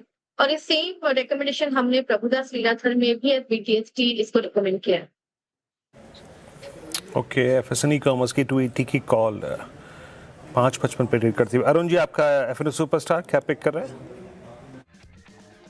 वीरेन जी CG पावर में काफी अच्छा ब्रेकआउट है। इनफैक्ट आज मोमेंटम आज भी कैरी हुआ है, 870 के आसपास चल रहा है। कहीं ना कहीं 910 तक के टारगेट मुझे लग रहा है CG पावर में आने चाहिए। कल इसका ब्रेकआउट हुआ था, आज फॉलो बाइंग देखने को मिल रही है। 854 के स्टॉप लॉस के साथ CG पावर को बाई करें, 910 तक के ऊपर में टारगेट देखने को मिल सकता है। मीनवाइल अगली ट्रेड लें इससे पहले दो चार्ट दिखाइए, एक तो ब्रेंट और एक दिखाइए डॉलर रुपये का इंट्राडे। ये देखिए डॉलर रुपये 94.67 तक जाकर अब 94.42 तक आए हैं और थोड़ी और स्ट्रेंथ अगर आ जाए तो मज़ा आ जाए। और ब्रेंट भी अब 99.85 पर और निफ्टी अब 24,236 पर। और अगर आज का हाई क्रॉस हुआ 24,253 के आसपास तब आएगा मज़ा, क्योंकि तब फंसेंगे शॉर्ट्स। खैर एनीवे आगे बढ़ते हैं, मानस जी से लेते हैं चार्ट का चमत्कार। मानस जी बताइए क्या है चार्ट का चमत्कार आपका? देखिए चार्ट के चमत्कार के लिए ओबराय रियल्टी में ऑप्शन में खरीदारी करने की राय रहेगी। ओबराय रियल्टी करेक्ट हुआ था, 22 मूविंग एवरेज पे सपोर्ट लिया और रैली रिज्यूम हुई है। करंट लेवल्स पे खरीदारी करेंगे, 1684 का स्टॉप लॉस लगाएंगे और 1760 के टारगेट सेट करेंगे। ओके, ओबराय रियल्टी 1711 पे आपका बाय कॉल। आज का चार्ट का चमत्कार सिद्धार्थ खेमका जी के पास चलते हैं मिड कैप फंडा के लिए। सिद्धार्थ जी मिड कैप में क्या पिक कर रहे हैं? वीरू, मेरा मिड कैप आइडिया है रेडिको खेतान, बाय कीजिए। 1 ईयर टारगेट प्राइस 4000 का है। कंपनी ने काफी स्ट्रॉन्ग Q4 नंबर्स दिए, रेवेन्यू में 15% ग्रोथ देखने को मिला। जो प्रेस्टीज एंड अबव जो प्रीमियम सेगमेंट है वहां पर 28% वॉल्यूम ग्रोथ के साथ हमने देखा कि जो मार्जिन है वो 450 बेसिस पॉइंट्स एक्सपैंड कर रहे हैं। एबिटा में 60% ग्रोथ देखने को मिला। तो जो कंपनी में प्रीमियमाइजेशन है वो स्टोरी काफी स्ट्रांगली प्ले आउट हो रही है। जो प्रेस्टीज एंड अबव सेगमेंट है वहां पर, जिसकी वजह से मार्जिन भी बढ़ रहे हैं और बिजनेस में अच्छी ग्रोथ आ रही है। बैलेंस शीट काफी स्ट्रांग है। कंपनी का फोकस रहा है लग्जरी सेगमेंट, जो प्रीमियम सेगमेंट है वहां पर मीनिंगफुली स्केल कर रही है, बोथ इंडिया में और ग्लोबल में भी इनके ब्रांड्स काफी चल रहे हैं। तो हमें लगता है कि जो consistently company market share gain कर रही है प्रीमियम कैटेगरीज में, ज्योग्राफिकल एक्सपेंशन कर रही है, उसको लेकर 25% अर्निंग CAGR अगले 2-3 सालों में देखने को मिलेगा। तो काफी स्ट्रॉन्ग बिजनेस है, इंडस्ट्री लीडिंग परफॉर्मेंस है। तो बाय कीजिए Radico Khaitan, target price 4000 rupees. चलिए मीनवाइल SBI की तरफ से बड़ी स्टेटमेंट आ रही है। चेयरमैन साहब कह रहे हैं कि FY27 के मार्जिन जो हैं वो 3% से ऊपर रहेंगे। तो ये एक बड़ी खबर, प्लीज़ इसको हटाइए और जो SBI के चेयरमैन कह रहे हैं उसको रखिए, वो इम्पॉर्टेंट है मार्केट के लिए। और इसी वजह से थोड़ी सी स्टॉक में भी रिकवरी आई है, करीब लोअर लेवल से करीब अच्छा खासा स्टॉक यहाँ पर रिकवर हुआ है। चलिए ज़रा एक बार वापस देखते हैं इस पर। 5.6% के करीब अभी भी डाउन है स्टॉक का, लेकिन जो बड़ी स्टेटमेंट है वो आ रही है कि मार्जिन 3% के ऊपर रहेंगे। आगे बढ़ते हैं। अब पेंट शेयर्स आज थोड़ा सा अच्छा कर रहे हैं, ब्रोकरेजेस भी यहाँ पर पॉजिटिव हुए हैं, यहाँ पर रेटिंग भी बढ़ी है। पूरी रिपोर्ट श्रेया से समझ लेते हैं। श्रेया बताइए। राइट से देखिए, एशियन पेंट्स, बर्जर पेंट्स, चाहे आप इंडिगो पेंट्स देखें या फिर कंसाई नेरोलैक देखें, सभी में अच्छी खासी तेजी है। आज के सेशन में 5 से 6% अप आपको ये सारे स्टॉक्स नजर आएंगे डीज हाई के आसपास कामकाज करते हुए। दरअसल एक तो एक बड़ा फैक्टर आप देखें तो क्रूड भी 100 के नीचे आया है, उसने भी कहीं ना कहीं सेंटिमेंट सुधारा है। दूसरी चीज इंपॉर्टेंट कि आज इन्वेस्टेक की रिपोर्ट आई थी पूरे पेंट सेक्टर को लेकर, काफी बुलिश रिपोर्ट, पॉजिटिव रिपोर्ट थी और उनका मानना है कि जो हमने कंपटीशन का पीक देखा था इस पूरे स्पेस में, अब वो कहीं ना कहीं अब थोड़ा धीमा पड़ता हुआ नजर आ रहा है। और बिरला ओपस की अग्रेसिव एंट्री हुई थी, एक्सपेंशन कर रही थी कंपनी लगातार और 3 से 5% तक मार्केट शेयर गेन किया था बिरला ओपस ने, लेकिन अब वहां पर भी धीमापन है और अब जो बिरला ओपस का मार्केट शेयर है वो मात्र 1.5 से 2% रह गया है। तो कंपटीशन कम हुआ है, कॉम्पिटिटर्स का मार्केट शेयर घटा है। इससे अगर इन्वेस्टेक का मानना है कि Q4 में लगभग 8% का मार्केट शेयर हासिल हो सकता है और सेक्टर पे काफी पॉजिटिव व्यू बन रहा है, क्योंकि अब कंपटीशन की वजह से थोड़ा प्राइसिंग डिसिप्लिन भी आएगा और हाल में प्राइस हाइक भी लिया गया है, जिससे मार्जिन को सपोर्ट मिलेगा आगे चलकर भी। और इंडस्ट्री का पूरा स्ट्रक्चर अगर आप देखें तो वो काफ़ी पॉजिटिव होता हुआ नजर आ रहा है। इसलिए एशियन पेंट्स पर, साथ ही बर्जर पेंट्स पर होल्ड की राय है। और एशियन पेंट्स पिछले कुछ सत्रों से चल भी रहा है, वो स्टैक रखेगा जो इन्वेस्टेक ने रखा है। और साथ ही कंसाई नेरोलैक और इंडिगो पेंट्स अगर आप देखें तो यहाँ पर खरीदारी की राय है। कंसाई के नतीजे भी अच्छे आए थे, याद होगा आपको। और साथ ही इंडिगो पेंट 5.5% अप आज के सेशन में नजर आएगा, तो यहाँ पर रखे नजरें, क्योंकि स्टॉक में मोमेंटम काफी अच्छा है। जी हाँ, पेंट स्पेस और शेयर ने कहा जैसे कि स्टॉक से मोमेंटम अच्छा है। और याद रखिएगा एशियन पेंट्स इस वक्त 2603 पर, CY26 के ऑलमोस्ट अगर आप देखें तो आप कह सकते हैं कि मेरे ख्याल से 26 जनवरी के बाद के अब तक के हाईएस्ट क्लस्टर पर है और ये तब हो रहा है when crude is at 102। Siddharth ji, आपने शेयर को सुना, इस रिपोर्ट को सुना, अगर कहीं पर भी पेंट्स में आपको थोड़ी बाइंग करनी हो, और मेरे ख्याल से इस पूरे स्पेस में शायद एक वॉर सी चल रही है अपने लॉस्ट ग्राउंड को रीगेन करने के लिए बाय लीडर्स, आप कौन सा पेंट स्टॉक इस वक्त ग्रैब करना चाहेंगे? बिल्कुल वीरू, देखिए सेक्टर काफी कंपटीशन और प्लस जो raw material prices, demand environment, काफी हेडविंड्स थे जो सेक्टर को काफी इम्पैक्ट कर रहा था। बट अभी मुझे लगता है कि जैसे जैसे अब ये थोड़ा सा वॉर का रेटोरिक कम होगा, क्रूड ऑयल प्राइसेस कम होंगी, प्लस कंपनी ने फाइनली थोड़ा सा डिमांड एनवायरनमेंट बेटर देखा है, तो मुझे लगता है कि इन सारे पेंट्स कंपनीज में से एशियन पेंट्स ही एकमात्र कंपनी है जो कि अपने कैटेगरी में लीडरशिप, ब्रांड और स्केल एडवांटेज के साथ लेकर चलता है। जो एलिवेटेड कंपटीशन है वो थोड़ा near term performance already impact आ चुका है, वैल्यूएशंस में फैक्टर इन कर रहा है। बट हमें लगता है कि जो मैनेजमेंट का टारगेट है 8 to 10% वॉल्यूम ग्रोथ, उसके साथ वैल्यू में 5%, अराउंड 15% ग्रोथ अगर वो कर पाते हैं और एबिटा मार्जिन्स को 18-19% तक सस्टेन कर पाते हैं, तो ये कंपनी के लिए काफी पॉजिटिव रहेगा। स्लोली एंड ग्रेजुअली कंपनी में पॉजिटिव मोमेंटम देखने को मिलना चाहिए। एंड मतलब अगर एक स्टॉक विदिन पेंट्स देखेंगे तो Asian paints is the stock which we will prefer. Okay, चलिए अब काम करते हैं, बात करते हैं मंडे को आने वाले नंबर्स की। जी हाँ, अर्निंग सीज़न इस बार थोड़ा लंबा चलने वाला है क्योंकि मार्च एंड का अर्निंग सीज़न है। तो सोमवार को वायदा में यूपीएल, कैनरा बैंक और इंडियन होटल समेत 4 कंपनियों के नंबर्स आएंगे, 4 बड़ी कंपनियों के नंबर्स आएंगे। नंबर्स तो काफ़ी आएंगे। हमारे साथ आशीष और कंचन जुड़े हैं, उनसे नंबर्स का प्रीव्यू करते हैं। पहले आशीष के पास चलते हैं। कैनरा बैंक और इंडियन होटल्स कैसे रह सकते हैं नंबर्स? सर, कैनरा बैंक की तरफ से नंबर्स अगर आप देखें तो थोड़े से डल देखने को मिलेंगे। कारण यहाँ पर अगर आप नेट इंटरेस्ट इनकम देखें तो इसमें कोई खास इजाफा नहीं है। तकरीबन सिर्फ 1.5% की बढ़त का अनुमान बाजार लगाकर चल रहा है। यानी आप देखें तो 9,580 करोड़ ये इस बार एक्सपेक्टेड है। प्रीवियस ईयर में आप देखें तो 9,440 करोड़ ये आंकड़ा यहाँ पर नेट इंटरेस्ट इनकम का देखने को मिला था। ऑपरेटिंग प्रॉफिट की बात करें तो अगेन थोड़ी सी निराशा, तकरीबन 4% की गिरावट यहाँ पर आपको देखने को मिल सकती है। हालांकि एक अच्छा टेक अवे हो सकता है कि सीक्वेंशियल तौर पर देखें तो जो प्रोविजनिंग है इसमें 15% की गिरावट देखने को मिलेगी, लेकिन पैट ये तकरीबन 12% घटेगा।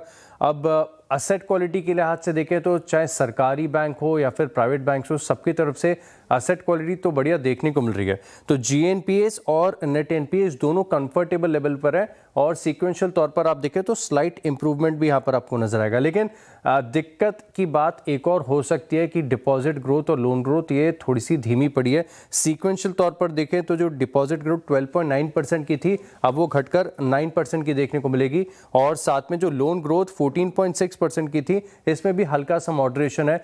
14.3% की ग्रोथ का अनुमान यहाँ पर मार्केट लगाकर चल रहा है। निम्स की बात करें तो फ्लैट देखने को मिलेंगे 2.1% पर सीक्वेंशियल तौर पर, और जो स्लिपेजेस है इस बार थोड़ा सा घटने का अनुमान है।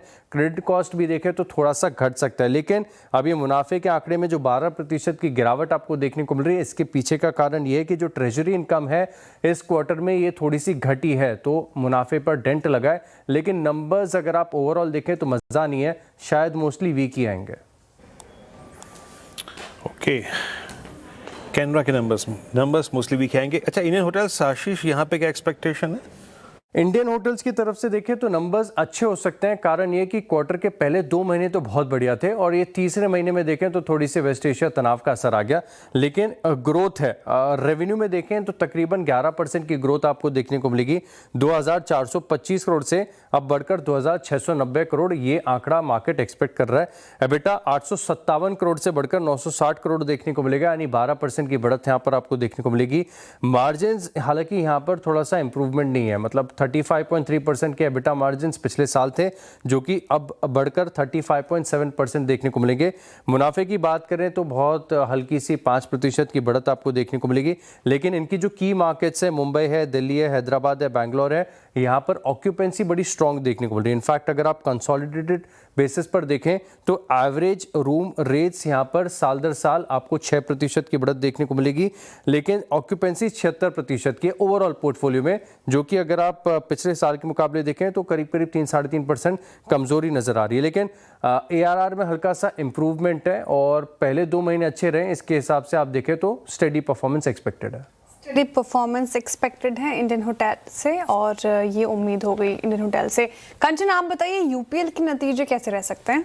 जी, अगर चौथी तिमाही में यूपीएल के नंबर्स की बात करी जाए तो नंबर्स हमें पॉजिटिव साइड में देखने को मिल सकते हैं। सबसे पहले बात कर लेते हैं टॉप लाइन की। टॉप लाइन में हमें करीब 10 से 15% का जो जंप है वो साल दर साल देखने को मिल सकता है। ऑपरेटिंग नंबर्स भी यहाँ पे हमें शानदार देखने को मिल सकते हैं। मार्जिन्स का जो अनुमान लगाया जा रहा है, माना ये जा रहा है कि 22 से 23% पे मार्जिन्स जो है इस टाइम पे रिपोर्ट किए जा सकते हैं। वहीं अगर बात करी जाए कंपनी के प्रॉफिटेबिलिटी की तो 1575 करोड़ पे ये जो नंबर है आपको आता हुआ दिखाई दे सकता है।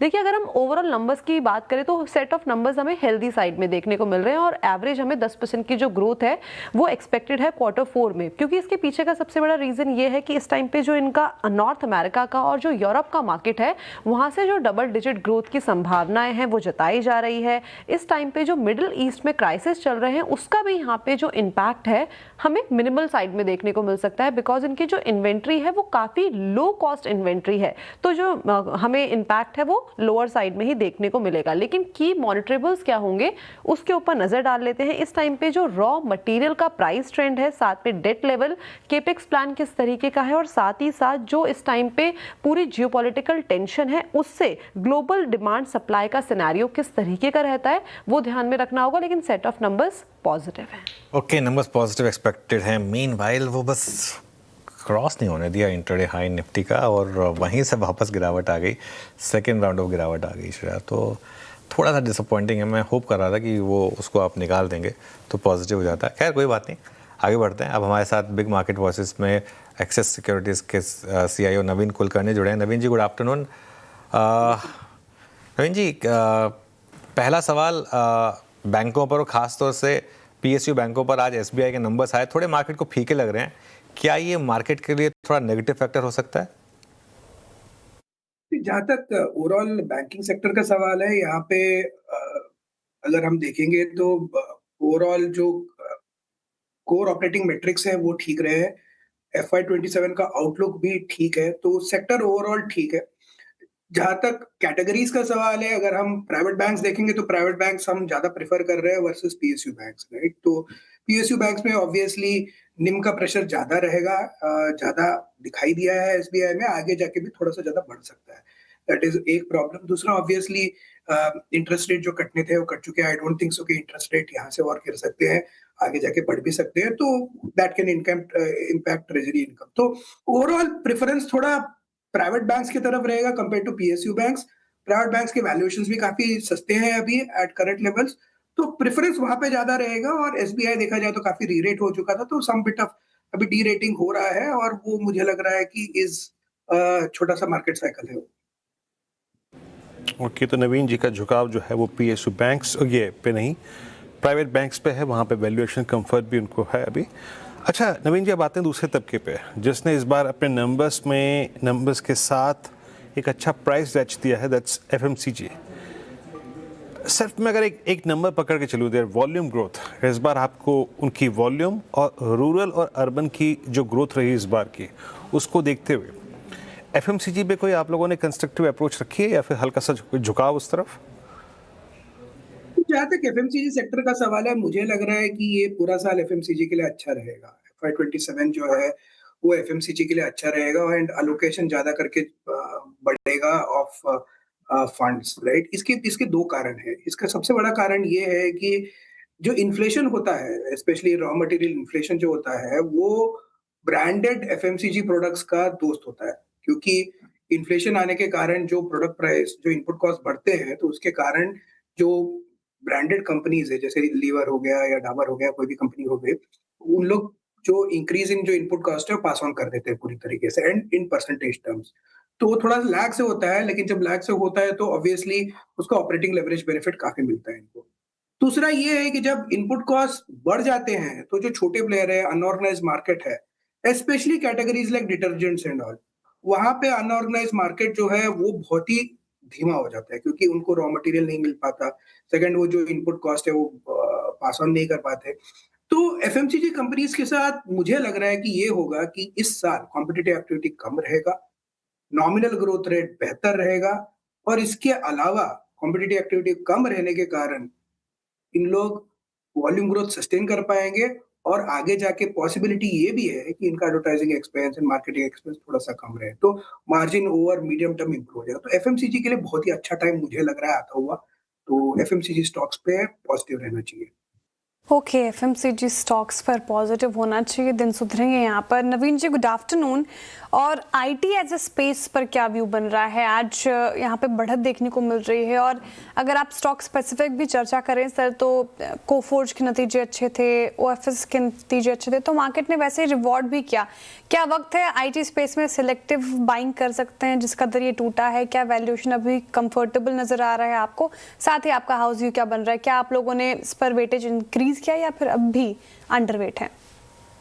जहाँ तक आईटी सेक्टर का सवाल है, हमारा वेटेज ये सेक्टर में बहुत कम रहा है over the last 1.5 years. In fact 2 साल से सेक्टर एलोकेशन बहुत कम रहा है, लेकिन अभी जो गिरावट हुई है सेक्टर में, यहाँ पे हमने थोड़ा थोड़ा आईटी सेक्टर में एलोकेशन करना चालू किया है। स्पेशली यहाँ पे अगर हम देखा जाए तो बेंचमार्क स्टॉक्स में एलोकेशन की तरफ फोकस कम, इसके अलावा जो अल्फा स्टॉक्स अगर हम कहें, स्मॉल कैप मिड कैप्स, वहां पे थोड़ा सा फोकस ज्यादा है। क्योंकि होगा क्या नेक्स्ट 1 साल में, अभी जो चैलेंजेस जो एआई के आ रहे हैं उसके वजह से जो क्लाइंट्स है और कंपनीज के बीच में काफी डिस्कशंस होंगे इन terms of pricing and other things. तो 1 साल का जो चैलेंज है वो, उसके वजह से ऑब्वियसली प्रेशर बना रहेगा ऑन ग्रोथ। लेकिन जो छोटे कंपनीज है उनका कैपेबिलिटी एनहांसमेंट मुझे ज्यादा होता हुआ दिखाई दे रहा है। ग्रोथ रेट वहां पे बेहतर हो सकते हैं स्मॉल कैप और मिड कैप कंपनीज में। जैसे कोफोर्ज के नतीजे आउटस्टैंडिंग थे, मुझे लग रहा है कि वो सब वैसे कंपनीज में मुझे लग रहा है कि आगे जाके कंसिस्टेंट इंप्रूवमेंट आ सकता है एंड अलोकेशन वैसे कंपनीज में बढ़ सकता है। तो more likely mid cap and small cap companies जहां पे कोई इंटरेस्टिंग काम कर रहे हैं वो अपना गाइडेंस मीट कर पाए। लार्ज कैप कंपनीज में थोड़ा सा प्रेशर बना रहेगा, लेकिन अलोकेशन मुझे लग रहा है कि आईटी सेक्टर में थोड़ा थोड़ा ओवर द नेक्स्ट 12 मंथ्स करना चाहिए और स्लोली बढ़ाना चाहिए। ओके, अच्छा, क्लियरली जो सबसे शानदार आउट परफॉर्मेंस रही है मार्केट की वो तो कैपिटल मार्केट थीम में ही है। आज भी देखें नुवामा 10% ऊपर है। इधर आपका क्या व्यू है? कैपिटल मार्केट का जो थीम है यहाँ पे, again wide range of companies है, एसेट मैनेजमेंट कंपनीज है, ब्रोकिंग कंपनीज है, राइट। तो मुझे जनरली जो भी प्लेटफॉर्म कंपनीज है वो काफी ठीक लग रहे हैं, क्योंकि उनका कॉस्ट स्ट्रक्चर मुझे लग रहा है कि अगले 12 मंथ्स में बहुत ज्यादा बढ़ेगा नहीं, लेकिन वॉल्यूम्स ठीक रहेंगे, उसके वजह से प्रॉफिट ग्रोथ काफी शानदार रहेगा। तो अगर आप देख लीजिए जो स्पेस में जैसे एमसीएक्स हो गया या एंजल वन हो गया या ग्रो हो गया, आई थिंक मुझे लग रहा है कि ये सारे कंपनीज आगे जाके ठीक करेंगे। इसके अलावा जो एसेट मैनेजमेंट कंपनीज हैं वहां पे भी मुझे लग रहा है कि मोबिलाइजेशन इस साल अच्छा रहेगा एंड एसेट्स अच्छे से ग्रो करेंगे, तो वहां पे भी अर्निंग्स ग्रोथ काफी स्ट्रांग रहेगी। तो overall capital market oriented stocks मुझे अच्छे लग रहे हैं। प्रेफरेंस रहेगा platform companies followed by asset management companies. अच्छा नवीन जी, इस बार कैपिटल गुड्स में अगर सिर्फ एलएनटी और मिडिल ईस्ट का कंसर्न जो उसको एक प्राइस डैमेज देके गया, अगर आप उसको छोड़ दें तो पूरा का पूरा capital goods space along with L and T उतना नहीं गिरा, बीच में प्राइस डैमेज कंट्रोल भी हुआ था। आप कमिंस को देखिए, सिमेंस को देखिए, एबीबी को देखिए, और बीएचएल अपना 19 ईयर्स का हाई ऑलमोस्ट स्ट्राइक करता हुआ। यहाँ पर आपका व्यू और कितना स्पेस देना चाहिए कैपिटल गुड्स को इस वक्त? कैपिटल गुड्स स्पेस का जहां तक सवाल है, अगर हम देखेंगे तो पावर सेक्टर ओवरऑल नेक्स्ट 12 से 24 महीने के लिए अच्छा रहेगा, तो that has direct impact on capital goods sector. जहां तक लार्सन का सवाल है, मुझे जो लगता है कि जो काइंड ऑफ एनवायरनमेंट था इन द लास्ट 3 मंथ्स, उसके हिसाब से लार्सन ने काफी अच्छा रिजल्ट दिया है।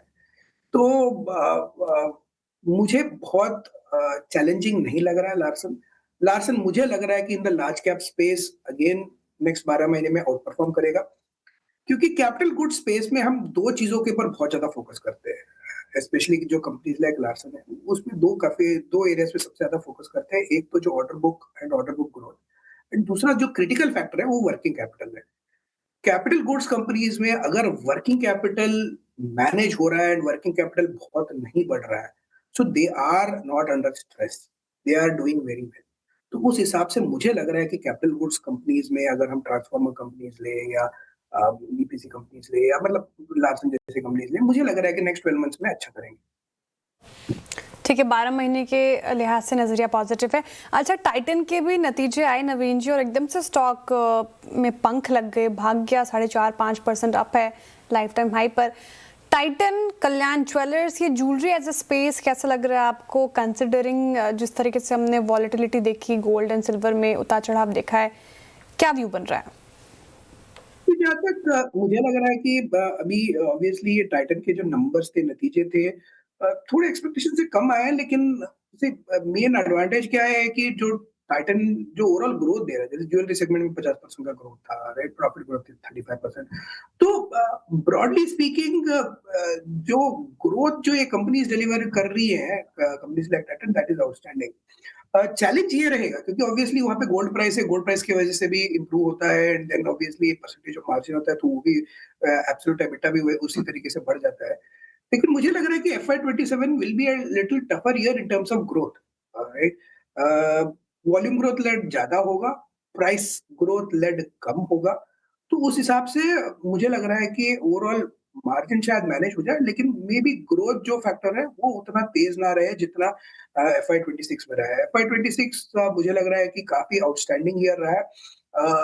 ऐसा साल रिपीट होना FY27 में बहुत अनलाइकली है, बट ये हो सकता है कि still company double digit growth they they, but margin और ये पैड ग्रोथ काफी क्रिटिकल रहेंगे अगले साल में। चलिए नवीन जी, बहुत बहुत शुक्रिया, आप इस बातचीत में शामिल रहे, सभी सेक्टर्स पर अपनी अपनी राय रखी आपने, बहुत बहुत शुक्रिया sir, and have a nice weekend as well. चलते हैं इस क्लोजिंग को देखते हैं। अब इट्स 24181। अनुज, किसी भी लिहाज से अगर आप देखें जो बातें आज सुबह सुबह हवाओं में थी, है ना, जो क्रूड था, जिस प्रकार से रुपया था, उसके अगेंस्ट तो ये फिर भी एक सधी भी अगर आप देखें क्लोजिंग, है ना, जिसे कहते हैं कि सम्मान पूर्वक, है ना, कैसे डील करें इस क्लोजिंग को और मंडे के लिए व्यू अनुज? हवा में तो बहुत बातें थी वैसे भी, सही कह रहे हैं आप, उसके हिसाब से क्लोजिंग इतनी ख़राब नहीं है, 99.9 पर। तो वैसे सारी नहीं सुनी, लेकिन फिर भी आप कह रहे हैं तो कुछ होंगे। अच्छा चलिए ठीक है, देखिए निफ्टी बैंक निफ्टी को एक दिन और देंगे वीरू, है ना, एक दिन और देंगे निफ्टी और बैंक निफ्टी को, और ठीक है अगर मंडे भी ट्रेंड ख़राब रहा तो फिर मानेंगे कि हाँ ट्रेंड टूट गया है, लेकिन मेरा अभी भी व्यू ये है कि मार्केट में अभी भी एक ब्रेकआउट हो चुका है और अब मार्केट थोड़ा कंसोलिडेट करके नेक्स्ट राउंड ऑफ ब्रेकआउट की तरफ बढ़ रहा है। मंडे को गैप अप हो गया तो क्या करेंगे, फिर गैप अप के बाद लेने आएंगे क्या? तो ये चीज़ का ध्यान रखिएगा कि मौका आपको टेक्निकली आज मिल रहा है और उस पोजीशन में जोड़ने का। ठीक, अभी भी स्टॉप लॉस नहीं लगा है 24,100 का जो हमारा स्टॉप लॉस था। हाँ, मंडे को बाउंस बैक आया तो नई रैली हो सकती है। अब आपके पास लेवल आ गए इंपॉर्टेंट मंडे के लिए, कल आज का हाई और आज का लो, आज का हाई 24,254 है, अगर उसके ऊपर शुरुआत हुई तो बड़ी रैली हो सकती है और फिर लेट्स वेट एंड वॉच। लेकिन हाँ, बैंक निफ्टी ज़रूर थोड़ा सा आज नेगेटिव है, लेकिन वो थोड़ा सा SBI का इम्पैक्ट है।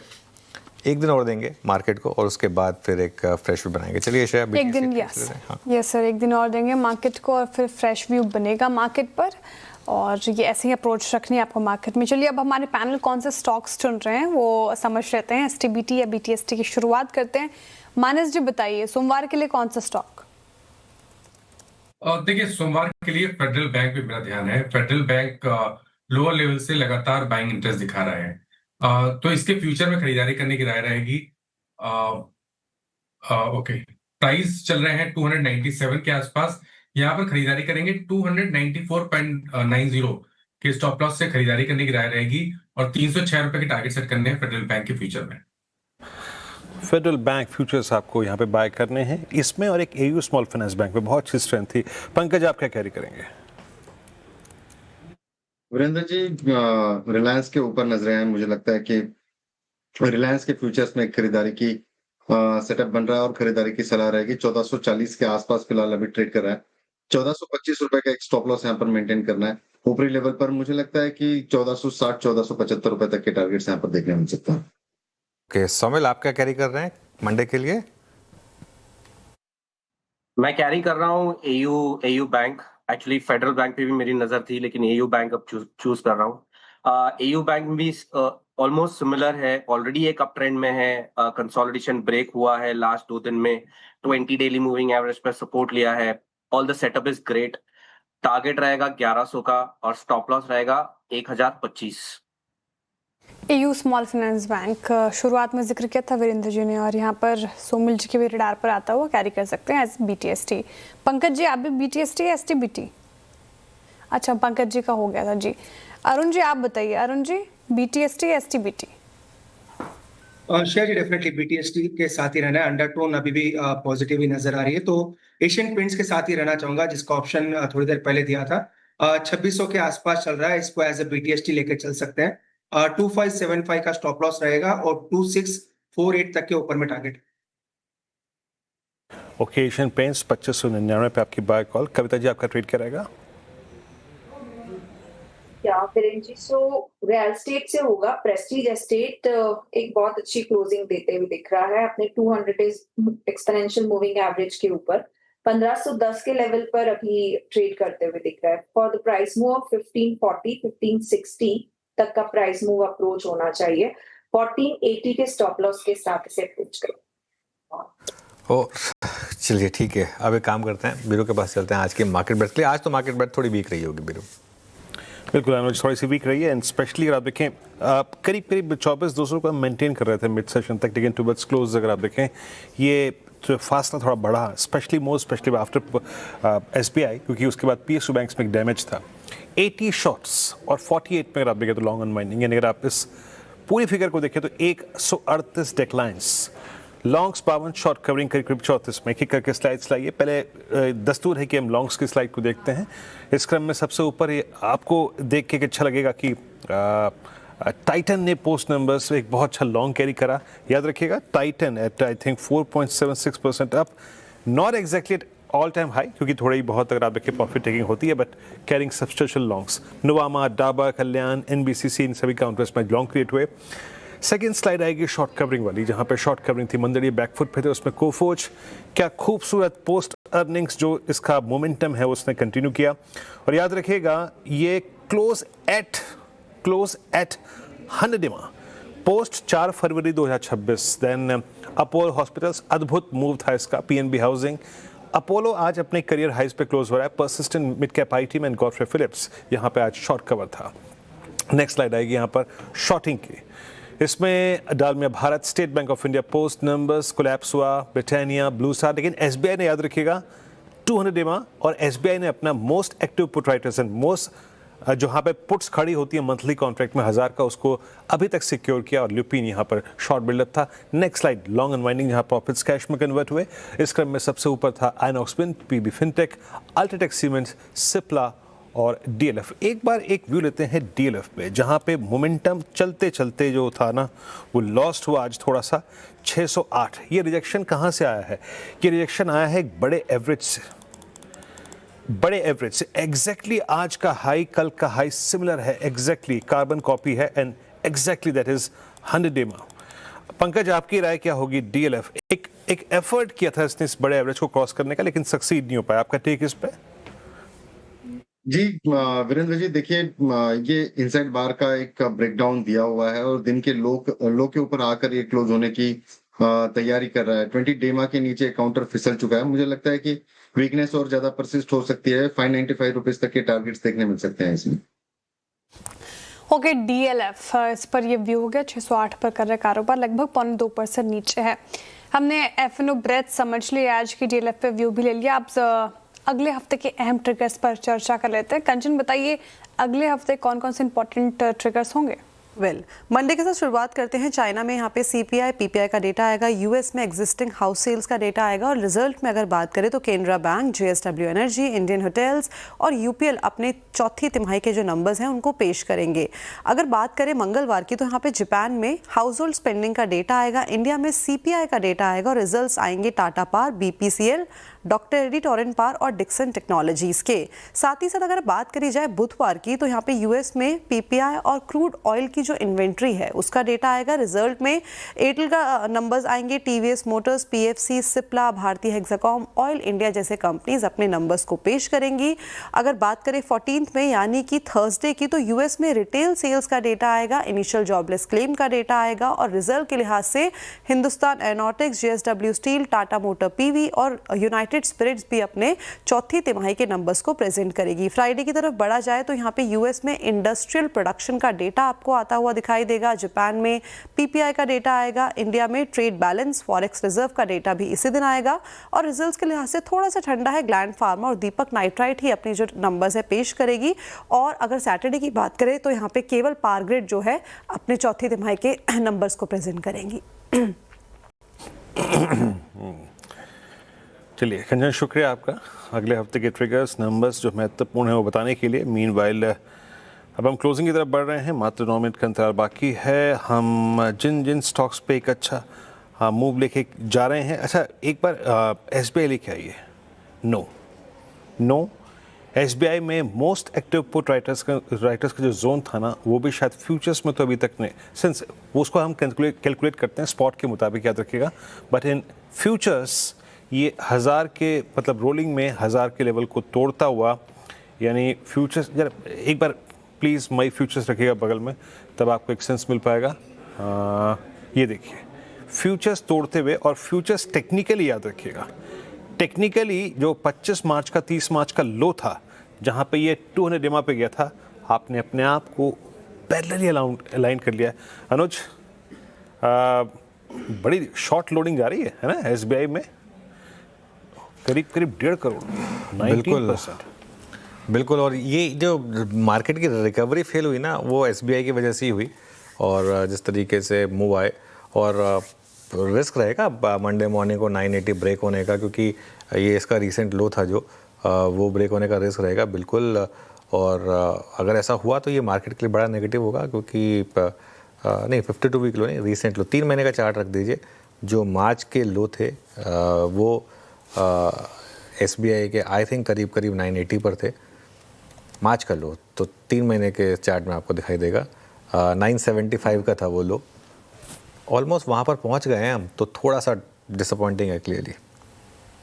बिल्कुल एसबीआई अगर आप देखें टुवर्ड्स क्लोज बुरी शेप में। और याद रखिएगा निफ्टी पीएसयू बैंक इंडेक्स, देखिए ये रिकवरी आ रही थी, निफ्टी बैंक पे ऑलमोस्ट 55-400 तक गया, बट इसका फेलियर आया बिकॉज ऑफ पीएसयू बैंक, इसका फेलियर आया बिकॉज ऑफ एसबीआई। और एसबीआई 7 अप्रैल 2026 के बाद अब तक की लोवेस्ट ट्रैजेक्टरी में, और ऑलमोस्ट इसका 200 डेमा निफ्टी पीएसयू बैंक इंडेक्स का अलाइंड है करीब 8228 पे। तो हम उसकी तरफ बढ़ते हुए पीएसयू बैंक, एसबीआई, उसके बाद अगर आप देखें तो bank of Baroda, Canara bank, इन सभी काउंटर्स में आज प्रॉफिट टेकिंग थी। बैंक ऑफ बड़ौदा डेढ़ ऊपर, और एक और जो ब्रांच और एक शाखा जिसे कहते हैं ये वाइट गुड्स की, मैं आपको सुबह पल्स में समझा रहा था कि ह्यूज शॉर्ट कैरी हुआ है पूरे के पूरे वाइट गुड्स सेगमेंट में। और आप देखिए किस तरीके से हालात है वोल्टास के और ब्लू स्टार के। वोल्टास 13-17 पे डे लो पर, और दोनों में ही कोलैप्सेस हैं, दोनों में ही। आपका व्यू क्या होगा पंकज यहाँ पे, क्या वोल्टास या फिर ब्लू स्टार कहाँ जा रहे हैं, और दोनों के जो शॉर्ट पे अल्टीमेटली टारगेट्स खुल रहे हैं वो कौन से हैं इस वक्त? देखिए, जहां तक बात हम वोल्टास की कर रहे हैं, ऊपरी लेवल से कंटिन्यूअसली ये स्टॉक ने लोअर लोज के फॉर्मेशंस दिए हैं। 200 डेमा के नीचे आकर ये काउंटर सेटल हो रहा है, लेकिन आरएसआई जो है वो करीब 20 के आसपास है। तो मुझे लगता है कि यहाँ से एक रेजिलियंस मिलना चाहिए, और ऊपर की तरफ वोल्टास देखने मिल सकता है यहाँ पर। बट दूसरा काउंटर जो ब्लू स्टार है, उसके अंदर वीकनेस जो है, मुझे ज्यादा वीकनेस परसिस्ट होती हुई नजर आती है। यहाँ से 2% से 3% की गिरावट ब्लू स्टार के अंदर और भी विटनेस हो सकती है। ब्लू स्टार, वोल्टास, यहाँ पर पेन है, और पिछले कुछ सत्रों से हम इसको कवर कर रहे हैं। चार्ट जीपीटी में भी शुमार किया गया था, वीकर साइड पे 3.5% डाउन है आज के सेशन में भी। कुछ काउंटर्स लेकिन अच्छे इस खराब मार्केट में भी अच्छा परफॉर्म कर रहे हैं। एक बार लेकर आइएगा स्क्रीन पर कोटक महिंद्रा बैंक, जो डेज हाई की तरफ बढ़ता हुआ। इनफैक्ट जब मार्केट वीक है, specially bank Nifty, Kotak Mahindra bank में आज देखें तो थोड़ी निचले स्तरों से रिकवरी देखने को मिल रही है। इसके अलावा लॉरस लैब्स रखेगा स्क्रीन पर, और लॉरस लैब्स पिछले एक वीक में तो 8% के रिटर्न दिया ही है, और शानदार रिटर्न्स यहाँ मिले हैं आफ्टर रिजल्ट। 6 महीने में लगभग 23% का गजब का रिटर्न लॉरस लैब्स ने बना कर दिया है। एक इस पर व्यू लेना चाहूँगी सोमिल जी, लॉरस लैब्स ये कैसा लग रहा है 1228 के लेवल पर, और जिस तरीके से तेज़ी एक तरफा में देखने को मिली है, जिन्होंने रैली मिस की, क्या इस लेवल पर वो हाथ लगाने का सोचें? श्रेया जी, नहीं, ये लेवल पे आप हाथ नहीं लगा सकते, लेकिन जिसकी पोजीशन है वो डेफिनेटली होल्ड कर सकते हैं, नो डाउट्स अबाउट इट। बहुत ही बढ़िया स्टॉक है, यहाँ से और भी ऊपर के लेवल्स देखे जा सकते हैं। In the short term, in the medium term अब यहाँ से थोड़ा सा प्रॉफिट बुकिंग कर सकते हैं जिसकी पोजीशन है, लेकिन ओवरऑल मुझे लगता है कि अगर कोई लॉन्ग टर्म इन्वेस्टर है वो होल्ड करके रखे, बहुत बढ़िया मूव और भी आगे देखने मिल सकते हैं। अगर किसको री एंट्री करनी है तो मुझे लगता है कि 1150 और 1130 के आसपास फिर से जब थोड़ा सा नीचे आए, एवरेजेस पे टच हो, एवरेजेस पे थोड़ा सा कंसोलिडेट हो, वो एरिया में बाइंग बेटर बनती है। लेकिन ओवरऑल ट्रेंड पॉजिटिव है लॉन्ग टर्म इन्वेस्टर्स के लिए। There is no doubt about it कि बहुत ही बढ़िया पोर्टफोलियो स्टॉक है ये। बढ़िया पोर्टफोलियो स्टॉक है, लेकिन इन लेवल्स पर अभी थोड़ा अभी अवॉइड करना चाहिए।